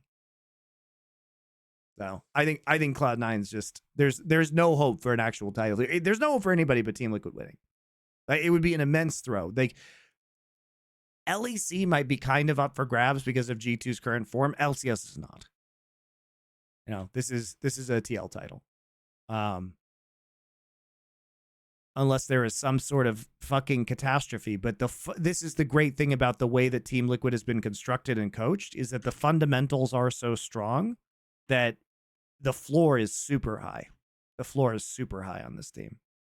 And the meta's not going to change enough to fuck them up. Right? We know what the meta, the patch is going to be 14-16 until the finals on the 8th of September. And that's it. So there you have it. Final thoughts before we do some viewer questions now that we've made our way through all the major regions? I mean, I don't really have anything on LCS. It's just not that interesting at the moment, is it? No. Just waiting for it to get interesting. It won't. Where is the final of LCS held? In the YouTube theater in Inglewood in Los Angeles, which is part of the SoFi Stadium complex. That was the whole complaint, Thorin, was that they only have one road show this year, right? And they put it in Los Angeles, where the LCS is. And the YouTube theater is like a 5,000 person theater. So it's not even in a stadium. But they kept the spring finals in the LCS studios, and now they're not even like taking it to the East Coast or Canada or anywhere. It's just literally down the road in LA. This is where the budgets have all been slashed. Okay. Oh my God, it says one of the smallest LCS final venues ever. Yep. Last year, apparently, the Prudential Center can hold almost 16.7K people. Yeah, that's where the New Jersey Devils play in the NHL. Holy shit, it only has around 5,000 seats for this. Yes. Fucking hell, that's whack, bro. What the fuck? The budgets are gone, dude. They like, don't if even... you guys, this unironically, if you look up the picture, this just looks like where like your fucking like 14-year-old daughter would go to do a school play. This is mental, bro. This is wild. What the fuck? But LCS, remember, LCS used to be a Madison Square Gardens, like TSM against CLG. Now it's in the fucking, oh, go on, Susie, go on. Good luck with you and your mother is supporting you. Sorry, I meant Pure Joe Pion. Like, the fuck are we doing here, boys? What is this? What is this blabber going up there? The word macro. M-I-C. Shit, I did it again. I always fuck up the micro and the macro. Good joke there. Keep it going. It's all good. Yeah, I mean, they have had a variety of concerts and everything there, and like it is apparently a very nice. It's a brand new venue. It's part of the SoFi Stadium complex that the Rams built for the Rams and the Chargers in Los Angeles. But you know, that was the big disappointment behind its announcement, is people were like, we get one finals in a different venue this year. It's in a 5,000 person venue, and it's still in Los Angeles. Because of course, does Riot want to pay for flights for crew or hotels? No, they don't. So they're just going to put it down the road. It's probably like, I don't know, 10 miles maybe away from the LCS studio, south in Inglewood. And so everybody's going to drive down there, and it'll just be another day. Like, they don't have to pay for the players to move. They don't have to pay for the staff to move anywhere. Sure, it's an enormous cost saver, but it does feel really bad, especially to a lot of fans who are going to be on the East Coast or in Canada or wherever, who just never get these finals. So, you know, now we're down to the one event per year per region, and we can't even get out of 10 miles away from the LCS studio. It's pathetic. I also just love the way esports, we're all just pretending in these news stories. That's not a complete regression. We've gone from like, we're going to Madison Square Gardens, we're going to Seoul Stadium to wishing a 5K theatre, and we'll never be a million. The joke is, at this point in time, you would have a bigger chance of an American esports tournament being held as a tailgate at Cowboys Stadium than ever be in Cowboys Stadium. Like, I could see them pulling up with a fucking truck with a stadium on a stage on the back and playing it, but they're never going to be in that fucking arena. It's never going to happen, bro. It's actually sad. I mean, sad. What's wild is that a few years ago they had a finals in NRG Stadium in Houston, which is where the NFL team, the Houston Texans, play, right? And that's gone now too. So, I mean, to be fair, there aren't any fans in North America anymore, which is why Riot has had to resort to getting Brazilian and European fans to watch LCS, and there are no young people interested. And, you know, they had trouble selling out the stadium in North Carolina, and they've had to close the upper bowls of these NHL or NBA stadiums that they've been visiting. But yeah, it's not good, and at least they'll have a full house here, probably. I mean, the thing about having it in LA, Thorin, is that the worst possible case scenario, if they don't sell tickets, they could just give free tickets to 1,000 Riot employees who live there. So it's just, you know, there's thousands of people who work for Riot in Los Angeles. You could just bust them in if you have to. So they will be guaranteed to have, you know, to be at capacity in this theater, but it's not exciting and it's not sexy, and it certainly doesn't say good things about the future of League of Legends esports in America. Just like it doesn't say good things worldwide if they continue to reduce the budgets and they think, well, it's fine. The easiest budget to cut is just the travel budget. So everybody gets one arena event per year. That's it. That's all you need. By the way, I even think they completely missed a trick with all the live shit they do in League of Legends, which is, this is why years ago I already would have been doing not only just deals, but partnerships with people with the core streamers, Monty. Because here's what you actually want. The biggest flaw in esports that everyone ignores is that it doesn't work in the same way that traditional sports do. If me and you go to a football game, Monty, it only lasts 3 or 4 hours. That we go there, we prep. By the way, we can leave early. We can decide how much time we're there. We do the whole like lead into the tailgate or pre-drinking or whatever. If you go to League of Legends, it lasts like the whole day, bro. You don't know, is it going to be like 3 hours or 9 hours? And even worse, when you're there, all that downtime is ass, bro. They're like half an hour between the games. What you should really have done years ago is literally have content like ours, or even the shit they make, the dive. There should be live versions of that. When you go for the LCS weekend, it should be that you go for like 2 matches, one on each day. You go for like a fucking live talk show, like The Dive or some shit with Cage or Lord Dorm or something like that you have there at the stadium, where they're doing Q&A and line up for the pictures afterwards. You make it like a whole experience, like a sort of actual road show event with the games built into it, and that way there'd be way bigger sort of like ticket appeal for you. You get to get your dad or your uncle to take you down to the venue and to get the t-shirt and all that. If you just go only for the game, I've always thought the biggest flaw is this, Monty. Aside from if you're talent and you want to be there to feel the rush of the crowd, the best seat is always at home. It's the biggest flaw with our sport. The best seat is actually me at home, not going to the event. I get all the views. I get the awesome thing. I can rewind on the timeline bar. So if you want me to go in real life, you've got to add something special, you know, make it feel like super epic in a way I won't get when I'm at home. So I feel like they miss a trick on all that shit, mate. Like, by the way, it doesn't even have to be just podcast stuff. I'd have had like a meet double lift segment, all that shit. That's what you want the experience to be. It needs to be like esports Disneyland. That's what you need it to be. The problem is that Riot has taken the same approach to the live events as they have to the game itself, which is that it is successful because of the game or the atmosphere. They're like, people want to go because they want to hang out with other fans and be in the stadium, but it's not because of anything Riot is doing. Simply like League of Legends is not successful because of what Riot did to it as an esport. It's kind of successful in spite of all of the dog shit decisions that Riot has made over the years. Independent tournament operators could have and did do this much better.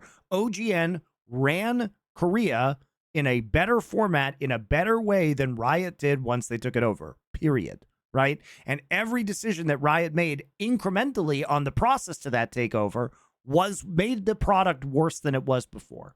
And the thing about the stadium events is, it's like, they just allow it they're like, oh, the fans will be here and they'll entertain each other. Right? It's not that there is something wildly interesting about being there. And that goes worldwide. I was just at the LCK finals here in Korea. And I do think that there is a special and better environment to finals that happen in Korea because of the production value around them. And they just produced better. And it was really awesome to be there. But it wasn't awesome because Riot did a bunch of shit. OGN could have put on that same event. It would have been identical or better potentially, right? It was because the production was super good and not because there was like an intriguing fan fest around it or opportunities to do these other things. There wasn't anything around there, you know, there wasn't an interesting pre-show. Like you say, you could have like an actual real pre-show that you do for a couple hours ahead of time to help people out. It's not like you don't have the casters. Oh, it'd be amazing.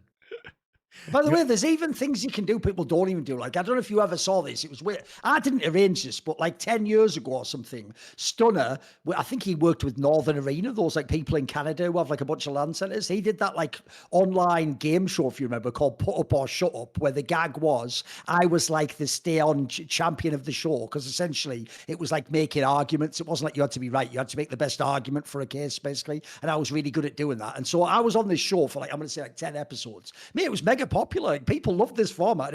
It was barely loose. It was only loosely connected to esports. It was more like a fun little gimmick game show where you played around with ideas. Stuff like that's easy. All you do is get 2 or 3 people and you just come up with a fun game show format. That's half an hour right there. And that, by the way, that would have mega fan appeal, live audience interaction. Trivia. There's so many things you could do with this. Yeah.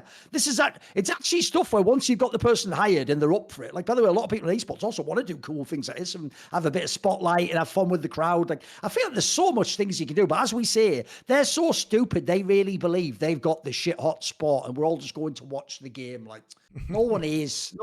Especially because, remember, here's the thing in the modern day that doesn't make sense as well. In the modern day, time zone depending, I don't even have to look at my region's League of Legends. I can watch LCK, I can watch LPL, I can watch LEC. At this point, you compete against everything. You can't just have the game be what carries you. We've just spent half an hour talking about how, for Team Liquid, they can barely fucking play League of Legends. Like, FlyQuest and Cloud9 were literally just meeting and having gentlemen's agreement skirmishes, just not even under the towers, just in the middle of the mid lane in fucking 2024 summer split, bro. Like they're the second and third best teams in LCS. Like, it's cooked. The game is cooked. Yeah, and there, like you say, there's just so many other advantages. Like, and people realize, I mean, the ruse that Riot pulled was that people wanted to watch LCS because they delusionally believed that TSM could win Worlds, and they liked the personalities. As soon as they lost enough international tournaments that nobody could believe that NA would win, even the most deluded fan, and the personalities left, LCS was, what was it exactly? Oh yeah, it's nothing. Just nothing. And now they have 80,000 concurrent viewers when they used to have 300,000 or 400,000 on a game. It's not great. It's not going great.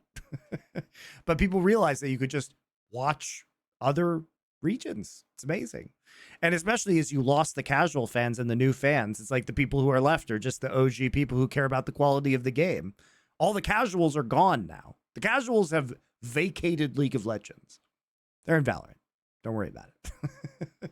But without the more casual player base to engage at the esports, there's just nothing. There's just nothing left. So tough times for LCS. Well, shall we take a break and then do some viewer questions?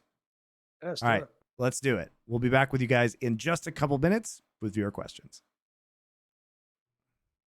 Right, time for the viewer questions segment, which is another way people can support us and gain a perk, in this case, asking a question. So what you do is subscribe to our Discord, the Last Free Nation Discord. We get a decent cut of the money, and then you get access to a channel where you can ask questions, assuming they get selected from the parsing stage, which will now proceed with the parsing stage. Begin parsing. Sometimes we do not parse. We just do them all. Just listen to Foreplay, truly a legendary episode about 500 Days of Summer. Oh, that just came out, right? Yeah, recently, yeah, true. Yeah, can't believe you tortured yourself to watch that insanity again. Neither can I, man. But hilariously, Thorin, it actually has been one of our most popular episodes ever. So people wanted to watch us be tortured. You guys are the sick ones. I honestly feel like 500 Days of Summer is like a Rorschach test of sorts. If you like this movie, you are invalidated as a human. Do you know any other movies that are critically acclaimed that you think are ass? I mean, there's tons of movies like that, right? I mean, for me, a lot of them, to be fair, some of these are really just the divide between men and women. Like, for example, I can't comprehend anyone liking the film Love Actually. I hate that movie so much. That's another example where that's like award-winning movie. They're watching it every sleepover. I could never comprehend watching it, man. It's mental. It's so Crash won Best Picture, and that movie is dog shit. So, but I think what's interesting about 500 Days of Summer is that I think a lot of people agree now that Crash is bad, but like people still think 500 Days of Summer is good, and it has this like very wacky cult following around it. And I just don't see, I think there's actually just zero redeeming qualities to that movie. which is rare for me to say, that I can't find literally one thing that I enjoy about that film. I don't think it's philosophical message. It's not even about me agreeing with the philosophical message. It's about it having something that is interesting going on underneath the surface just a little bit, but it's not. It like is self-defeating in its own themes that it tries to put out there. It's almost like inconceivably badly written. It's just, I also it's feel like it's nihilistic. something where I almost get a feeling that reminds me of when people talk about anime, where it's like, bro, you're skipping all the shit parts. Like, you're just remembering fondly the part you liked about it or the sentiment that hit, but you're ignoring how annoying it all is and how badly done it is. It's just a shit movie, isn't it? It's just bad. I think we nailed it. It's actually just a fucking really bad film. I can't believe it. I still can't believe he actually gave it a max rate. That's the maddest part. Like, we just gave ours like, then they're not bad. He gave it a maximum rating. That's inconceivable. Yeah, That's basically, so I mean, all of us with our selections were like, yeah, we like these movies, but they are kind of shit. There's an admission that they're not actually peak cinema, but this guy thinks it's actually just, 4 out of 4 stars. Wild. I find myself every so often listening to Thorin's I Just Want to Win video that has the Hans Zimmer Time track playing at the same time. From my perspective, Thorin articulated something I recently discovered in my own life, the idea that motivational cliches are the verbal expression and end result of an elite performer's daily philosophy. Only after an elite performer has gone through their journey does a powerful quote have the effect it has. Plebs can't adopt it and expect a cliche to be so motivating. What are your thoughts on this? I mean, unfortunately, it's not actually my video. What happened is they took part of a Thorin's thoughts, then someone just put like Hans Zimmer music behind it, which is why it sounded epic. But fair play, if they actually hadn't have done that, to be fair, I wouldn't then do the short videos, which will be starting up very soon. We've just hired 2 people. The ones that I've done about Deft and Divisive, that actually just showed me, wait, why don't I just do that? I am the guy who can generate the text. Why don't I just get an editor to put that behind? So there'll be loads of those coming. But I would also say as well that like that is the flaw that people miss is this. Because I noticed it happened with people like Michael Jordan and Kobe Bryant. What would happen is other players revered them for being the best player. Then they thought, well, I'll listen to what he says in the interview. And then the interview, when they would say all that stuff of like, I play every game like it's my last. Like, I kill myself for this game. Like, I do everything. They just did a cargo cult approach. And what they did is they just started repeating that, but without doing any of the work. And people were just saying stupid ass shit. Like, you'd ask a guy in the worst NBA team, so what are your goals for this season? They'd be like, well, obviously the goal is to win the championship, isn't it? That's what I play for. And you want to go, bro, you weren't even at practice this morning. Like, what is this LARP you're doing? Like, the guys you're emulating, they didn't actually even need to tell you that. If anything, they did us all a favor after the fact by telling us what their secret was. Their secret was they were up at 4 a.m. grinding, or they were like if people don't know, some of the things that people like Kobe Bryant did were like inconceivable, Monty. He did stuff like go and observe like how sharks swim, for example, to see if when he put like his leg out to counterbalance his jump shot, if it could sort of work like how a shark's fin turns against the waves. Like, he was on a level. These motherfuckers aren't even doing the basic basketball drills, bro. And they're thinking but if I just say what Kobe said, aren't I sort of like 90% Kobe? And what they miss is they've seen like the marketing of it, but they don't realize it wasn't ever about like seeming cool. It was about actually being the dude who does the bazillion hours practice and grinds himself down. So no, I think it's one of the biggest problems in esports, because loads of people say that thing of like, I just want to be a champion. But if you knew these guys, they won't even do the basic things that it takes to be a champion. Like when we're talking about Cloud9, some of the things there, they don't actually have to have core JJ, but they're clearly not sitting down and doing like really deep sessions on like, how would we like figure out a fucking schema that would allow us to have a shot calling leverage over this part of the map or that part. They're not even doing that. They're just playing out the motions. And also the individual players have not taken it upon themselves to level up their play. They've just stopped evolving, and they're like, in their minds, they're good enough, and it's somebody else's job to like mold them into an effective unit. And that's the problem with Cloud9. And the thing is, with only one coach, and perhaps with reluctance from everybody to do that, it's just never going to happen unless one of the players steps up and does it themselves. But if they haven't done it themselves now, when are they going to do it? Right? There's just not the drive to improve. With many teams' year being over now, what percentage of transfers do you expect to be done deals by now? So technically 0, because nobody has actually signed a contract. And also, usually it takes until Worlds ends for the dominoes to fall, because a lot of the most important pieces that need to be signed You have to wait until they complete their Worlds run. So, you know, a lot of these teams probably won't be signed or like close to, or like basically handshook deals until after Swiss or deep in Worlds playoffs. But the dominoes fall very quickly after that. Most teams have different, you know, like scenarios that could play out for them depending on where some of these key pieces land and if they get them or not. But I think, you know, a lot of these orgs will be, you know, basically already discussing the future with a variety of players, and the no tampering stuff is just complete nonsense. It happens all the time. Richard Lewis has mentioned that he is writing an esports sitcom in his spare time. If he were to make it big and invite you on as guest writers for one episode each, which situations through esports history would be the subject of your episode? I wonder if he actually means that he's doing it now. I know in the past he's done something like that, but I don't know if that's like a current project or if that was like an abandoned thing or something. I have no idea. But if you had an episode of an esports sitcom that you were going to write, which situations from esports would you put in there? I mean, an obvious one I think you could do a lot with, because it's just so many teams, would be one of the ones where it's like girl drama or something, you know, or someone's like melting down and then their girlfriend wants someone kicked from the team for like non-player reasons. There's some mad ones like that. I mean, you would be shocked in the LCS about what would happen, because like one girl would date one player and then that girl would break up with that player and then date another player and cause fucking insane drama in the LCS that you guys never heard of. or cheat material on that player with another player. That was a popular one as well at times. Yes. So even in giant orgs we're talking about, not even small ones. I'm talking like the big 3, 4 have had this happen a bunch of times. Yeah.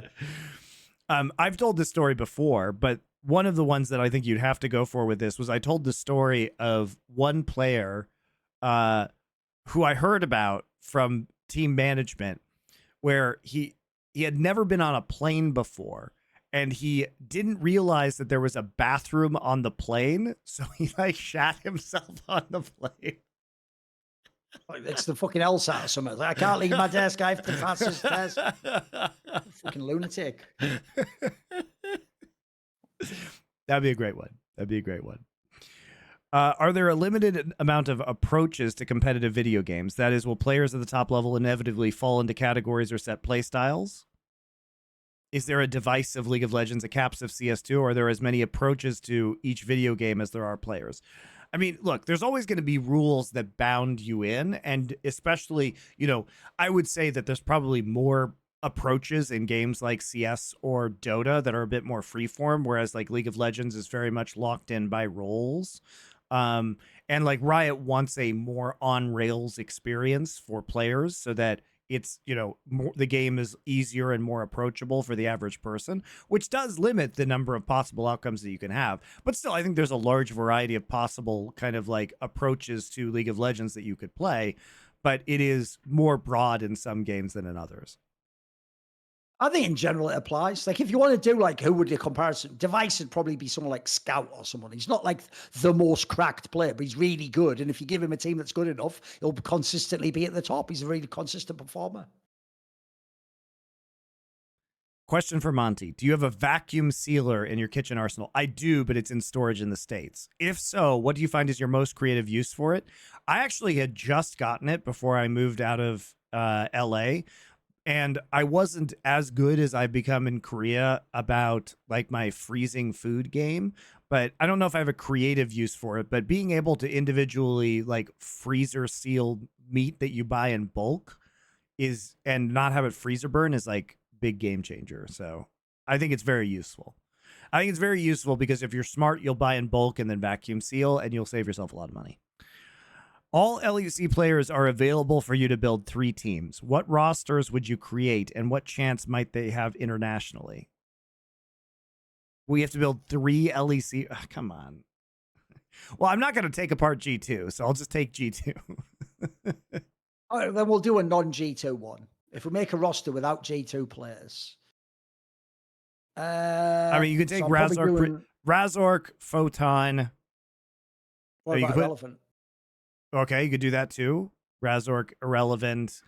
I don't know. Who do we want in the mid lane on that one? Mid's a bit harder for that one.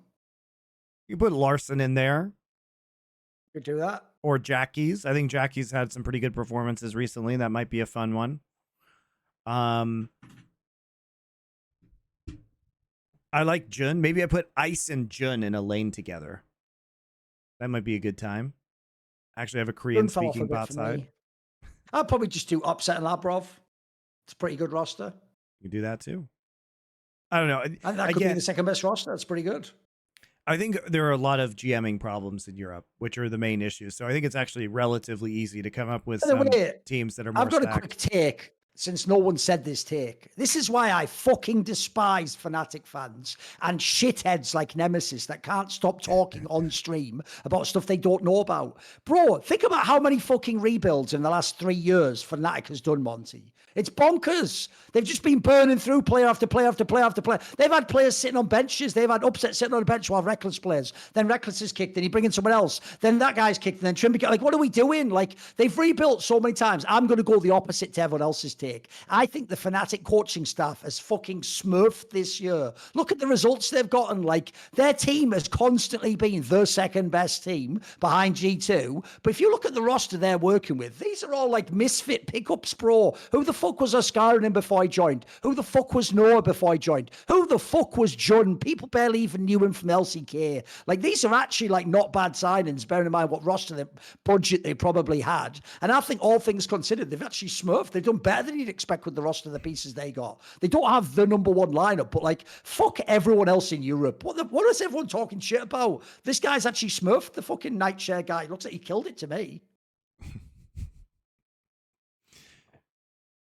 Why do so many people think Marin is the GOAT top laner? This is one thing that really confuses me as well, Thorin. Unlike many of the other SJT players, he doesn't have way more accolades than other top laners. He won it all in 2015 with Prime Faker, playing mostly Maokai. He did have like 24 Maokai games that year or something. Like, it was like on a 24-game Maokai winning streak, but he did play a fuck ton of Maokai. This is true. When the other teams in LCK were not that strong. Yeah, he also played in the era when we saw a lot of the players leave Korea. He has less longevity than every other top laner in discussion, as he did nothing after this year. I think you can argue that Duke is better, as he was good on... Duke was better. Won against tougher competition and was even solid on the IG lineups afterwards. Look, I do not understand the Marin shit. He had a very brief run where he played mostly Maokai. And sure, he played some other carry champions occasionally, but he was... by no means any, like, he wasn't, even for his era, Flame was more impressive, right? Even for his era. So I do not understand the impact, like, obsession, or the impact, the Marin obsession. I never have gotten it, guys. I was there. I cast all his games. I don't understand it. I think this is just some nephew bullshit of people who didn't watch him play, and that this is some bizarre, like, rewriting of his own history. Because if you were there, I mean, Marin was good, but I don't think he was like GOAT top laner status. I mean, for me, he was, if anything, he was actually more of a fucking Whippo-esque top laner anyway. Like, the second he wasn't on T1, mate, he used to fucking feed all the time when he played for a Freaker and LGD. Like, this guy he definitely did not have some amazing lane control or vision. And also at the time, I'll tell you the other problem, Monty. When they won in Season 5, people just kept repeating, even though it's not even true, that he was the shot caller. People just kept saying it over and over and over again. I think maybe because in SKTS he was the shot caller, I would guess. But, like, people kept saying that he's the shot caller too.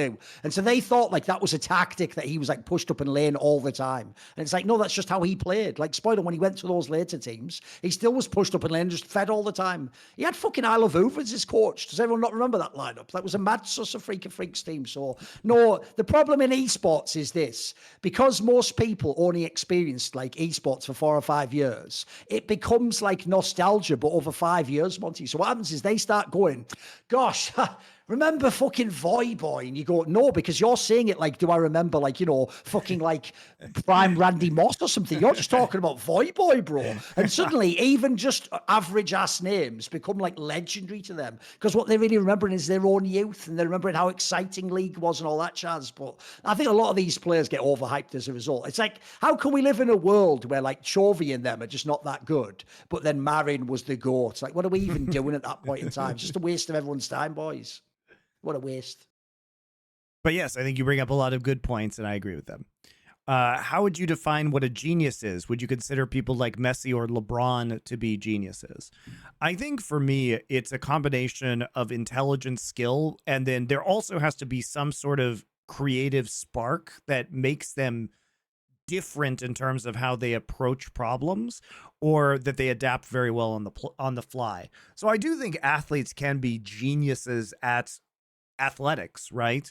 I do think certain esports players can be geniuses. Like I would consider Faker in his prime. He transcended to the next level because it wasn't as though he was just carving his own way out of, being very diligent at the game and practicing really hard and doing the meta strats. He was constantly like reinventing himself and his champion pool and the way the game was played. And he was like the bleeding edge of the meta, right? He himself, and he was doing that. And so I think that on the fly creativity is something that at least in athletics or in esports can really stand out to you. And you've probably seen this in other games too. At least my history in Warcraft 3, you would consider Moon, who was called the fifth race because of his innovation and the different way he played Night Elf compared to everybody else, was, I think, in that same boat. Players like Flash, right? Players like Savior. I do think that you can have that. I think you can be considered a genius and be an athlete or be playing a sport or esport. The problem to me is the term genius is insanely over-applied to especially athletes and musicians, for example, maybe even actors.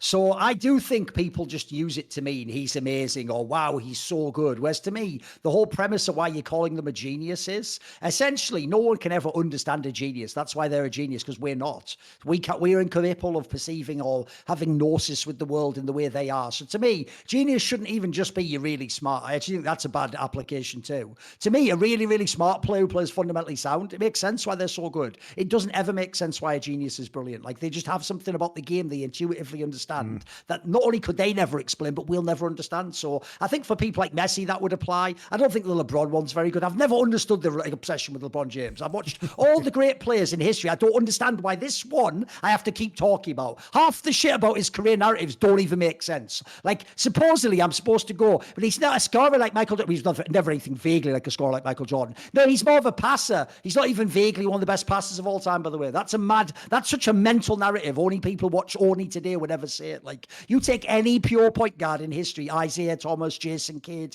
John Stockton, they're a million times better at passing. So I've never understood the obsession. In fact, I'll just say it right now. I actually think if you're obsessed with LeBron James, you are telling on yourself you don't understand sports, because he is literally just what someone would do if they made the OP, like, creator character in a game where I'd make them really strong and fast and and basically no one could stop them. And it's like, yeah, you forgot to add in all the beautiful game, mate. You forgot to add in the genius for attacking. You forgot to add in the defensive tenacity, the ability to see the game unfold. I think he's just like a very good player who got insanely overrated. So I just don't get why the LeBron one has to be there. As far as I can tell, you'd have to be a genius to be able to see why he's not that good.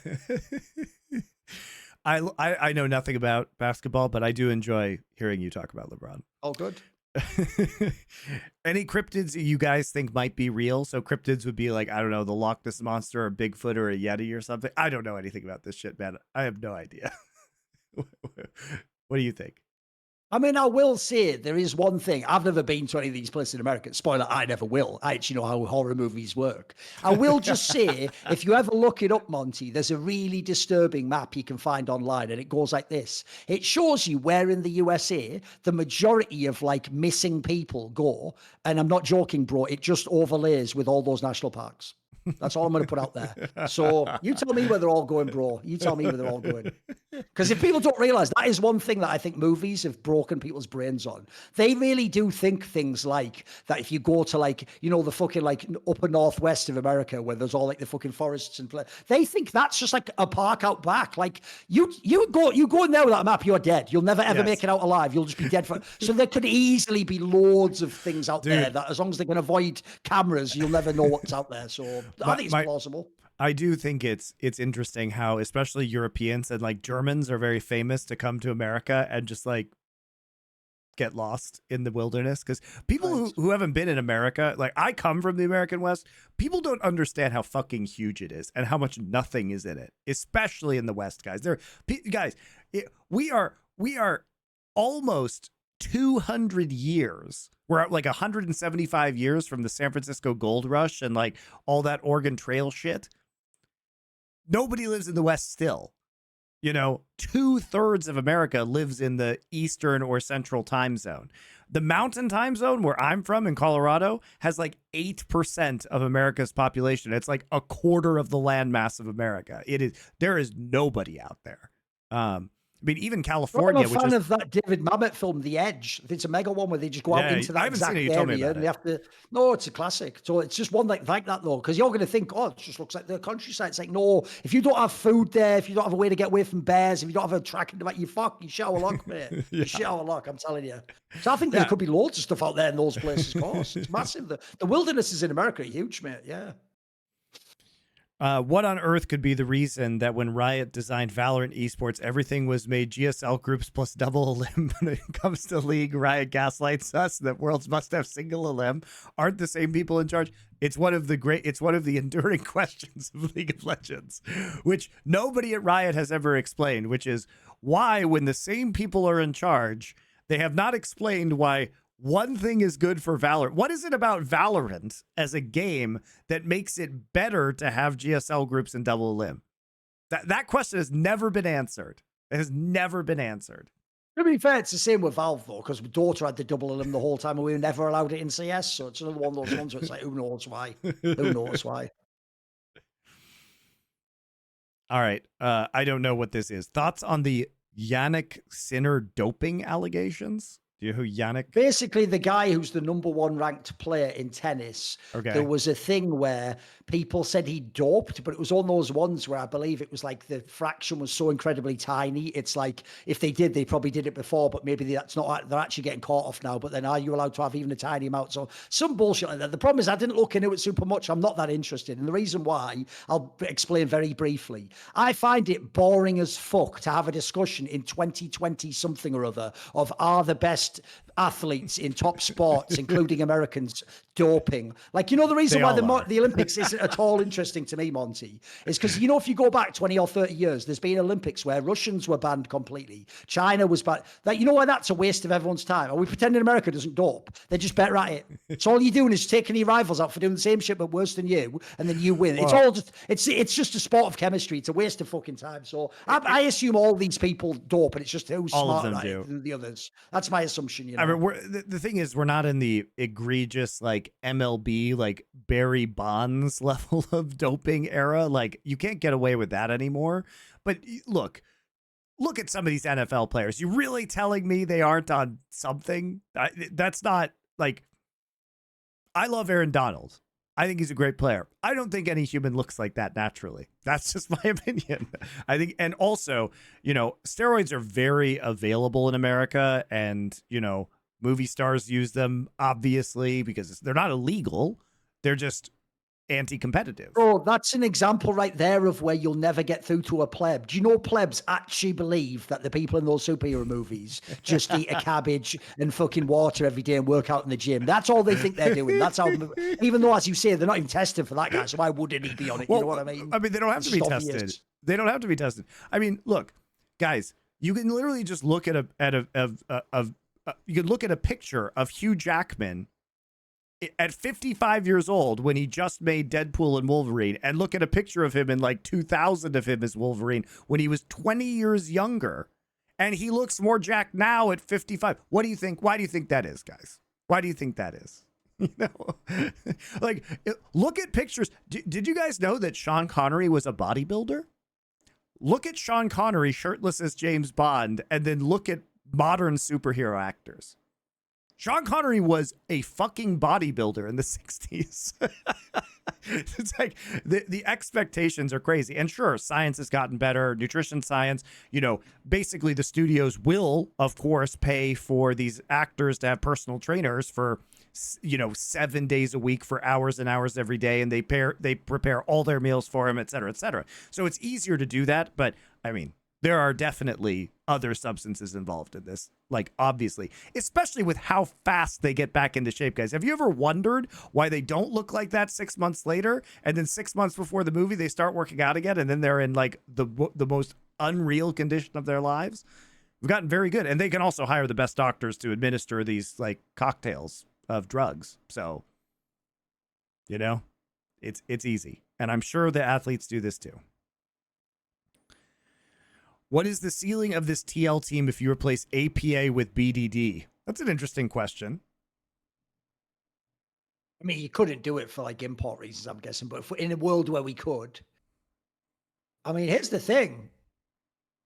Dude, if they actually had BDD, this team could probably make like semis of worlds. It's not impossible.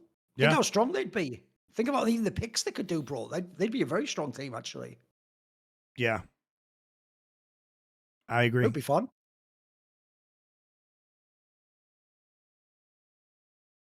Coming out of the pandemic, I saw my parents and my older brother do their regular 9-to-5 jobs remotely for the first time. They seem to be more productive and seem to enjoy life more if you remove all the isolation stuff. When the lockdowns ended, it seemed their bosses were very keen to get them back in the office, despite most people agreeing that it would reduce productivity. Why do you think upper management at these big companies discourage working remotely when it would likely increase their profits? Because managers need somebody to manage, or they don't actually have a purpose within the company, right? When your job previously was, I don't know, supposed to be managing people, how do you prove value to the company anymore if people are at home doing other stuff? I mean, I think it's crazy because at my time working in an office, the amount I'm quite introverted and I cannot work. I can't listen to music and work, guys. If I'm actually working on something, I need silence and I need to actually be able to dive in and focus on it. And my attention is such that it takes me like 10 minutes or 15 minutes to kind of get in the zone on something. And then if anything disrupts me from that, it just fucks up my workflow and I have to take 10 or 15 minutes going back into that. So having random dumbasses around the office, like try and talk to you or like interrupt your workflow is incredibly counterproductive for me. It's dog shit. So I totally understand that for many people who just want to like do their job, and focus in and like dial in and do that thing, it can be very frustrating. But the reason why these managers want there is that they in fact are, I'm not going to say useless, but their skill set has to be different. Like they have to be able to kind of set and forget things. And a lot of these people are probably just used to having meetings and doing no actual work and just like directing meetings. I also think as well that a lot of people, this is actually one of the problems I think in the modern day with what school to work as a pipeline, school college work became, which is people still, even as an adult doing a job that's supposed to make you the money to live and sustain your family, people want to be told what to do all the time. Like people act like they're still at school, like, lol, it's almost 5, like we don't have to finish up, it's quick, put your homework in your bag and run out. That's your job, mate. Like if you don't actually do the tasks, how's the company ever going to succeed? And how can they justify paying your salary? So I think a lot of people also in the modern day just won't do any work unless someone's looking over their shoulder, mate. So if they're in the office, it's harder to dick around. If someone can pop into their room suddenly while they're working, harder for them to be dicking around. Someone can check what's on their PC. So the problem is, I think for a lot of plebs, it's actually probably better for them to have someone sort of tell them what to do. I also think in the modern day, modern work is almost like a creche for fucking adults anyway. It's to keep idiots off the street for 8 hours a day. So there's that. And then also, I agree with you. There are loads of made up nonsense jobs. It's why the number one complaint if you work in an office is people incessantly making meetings that last 1 hour and Google Calendar invites for things that were a 1-minute email. But they want to make a whole palaver, like you're saying, of like, and guys, and what are we doing here? Let's get some feedback. And what you realize is it's somebody who themselves knows their job semi-bullshit, and they're stretching it out as much as possible, making it seem like every idea you had, they guided through a meeting and a feedback session, all this stuff. Whereas, like, yeah, I think people would notice they just weren't any good at it. So I personally find it way better to work from home. I'll get way more done if I do, but I don't know that applies to other people. But lastly, I'll just say what you're saying as well, by the way, is pretty universally found from studies. I've heard the generous number is only 40% of the time are people working in an office. Bro, I reckon that goes down to 20%. I've seen esports people. The reason why esports industry is so fucking underwhelming is because you're competing against some dickhead who does get paid 70k a year, and he's doing like the equivalent of sending an email a day. Like that's the sort of like brain power level we're talking about. So it's also very underwhelming, like how much a lot of people don't like their job. They're just there to skive off, as we say in England, just get paid the money and do as little work as possible. So I think sadly it's just the nature of jobs that people don't like. I think it's very different if it's a job you do like yourself and you're self-motivated. I also, at least, and I think, at least working in esports is different because I think working in entertainment is more of a passion industry. But a lot of the time, at least in office jobs that I've worked, it's like, your coworkers sometimes want to have social interactions with you, but I don't want to be the friend of my coworkers a lot of the time because just because we work in the same fucking company doesn't mean that I want to be your friend or have conversations with you. You know what I mean?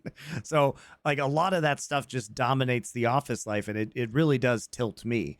Esports I think was different because basically like I worked with a lot of close friends of mine, but those people had very specific interests, and like in entertainment you have to have friendship and rapport with people for it to come across on camera a lot of the time and for you to actually create a good entertainment product. But it's also just more fun, and you meet more interesting and fun people in my experience. But even then, like I wasn't going to meetings at OGN very often, like a couple times, maybe 3 or 4 times a year, probably I would go to a meeting. Otherwise it was like, do your prep, show up for the broadcast, do the broadcast, fucking leave. You know what I mean? There wasn't a lot of nonsense that was in the middle of that, or people I was forced to have interactions with. And that's been true of esports. Like you go to the event, you see people you like for the most part, you work with them, you hustle at the event. It's a big grind. Everybody's working super hard, and then you just fuck off. Right? So. All right, we'll do one more question. Peanut, when he broke out in Season 6, played like an incredible mechanics jungler that was piloted by his team. After his tumultuous year on T1, where he was unable to maintain a starting spot against Blank, he then bounced around on middle table teams, with many analysts calling him washed from his peak. How was Peanut able to reinvent himself as the best domestic macro jungler in Nongshim and Genji? And do you have any additional insight on the lost years in the middle of his career? I don't have any insight in the lost years in the middle of the career, but what we can say about Peanut is what's not happening with the Cloud9 guys that we discussed earlier, which is that Peanut obviously realized that he needed to dimensionalize himself as a player if he wanted to kind of like reach the upper echelons of play again, because maybe his mechanics weren't differentiating himself enough at that point to cover it. And also it's just part of a strategy to have a long-term career in not only esports, but literally fucking anything, which is that over time you may develop faults which you can no longer cover, or everybody levels up around you, so you have to add additional value. And how are you going to add that additional value if you want to become important and be on, as part of an elite job or be an elite, person in your field, right? And I think Peanut did that. Like, he probably sat down and really thought about the macro game and how he wanted to play and communicate in game. I don't know what steps that took, but you're right. He wasn't always that guy. Faker wasn't always that guy. Faker's another great example of this. I mean, remember also, Peanut did get to work with Score as his coach for all those years, didn't he, in Gen G? So I'm sure that helped. He's got Dandy as his coach now. These are all legendary jungle figures. Yeah. But I think mostly it's probably just getting older and actually being willing to take on and learn that leadership role and learn a different aspect of the game, because he's among the best shot callers in the world. Yes, he does choke internationally. This is true. That's that. But if you bar that, I mean, his domestic performances have been absolutely amazing for the last few years.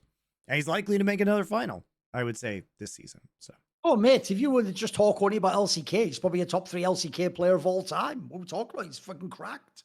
Yes. The guy just wins. He just fucking wins, team after team after team. He's mega. So I don't have any insight on the lost years of Peanut, but I would imagine what happened was, oh, look, I'm on Rocks Tigers. I'm so great. Oh, man, I got onto T1. Oh, shit, I fucked up here somehow. Now I'm falling down, the kind of tiers of teams down to the bottom. How do I get back on top again? And he probably just did the work. Most people just quit when that happens, by the way. Most people don't just say like, oh, well, I better learn a new skill. How am I going to do that? They just fade into obscurity forever.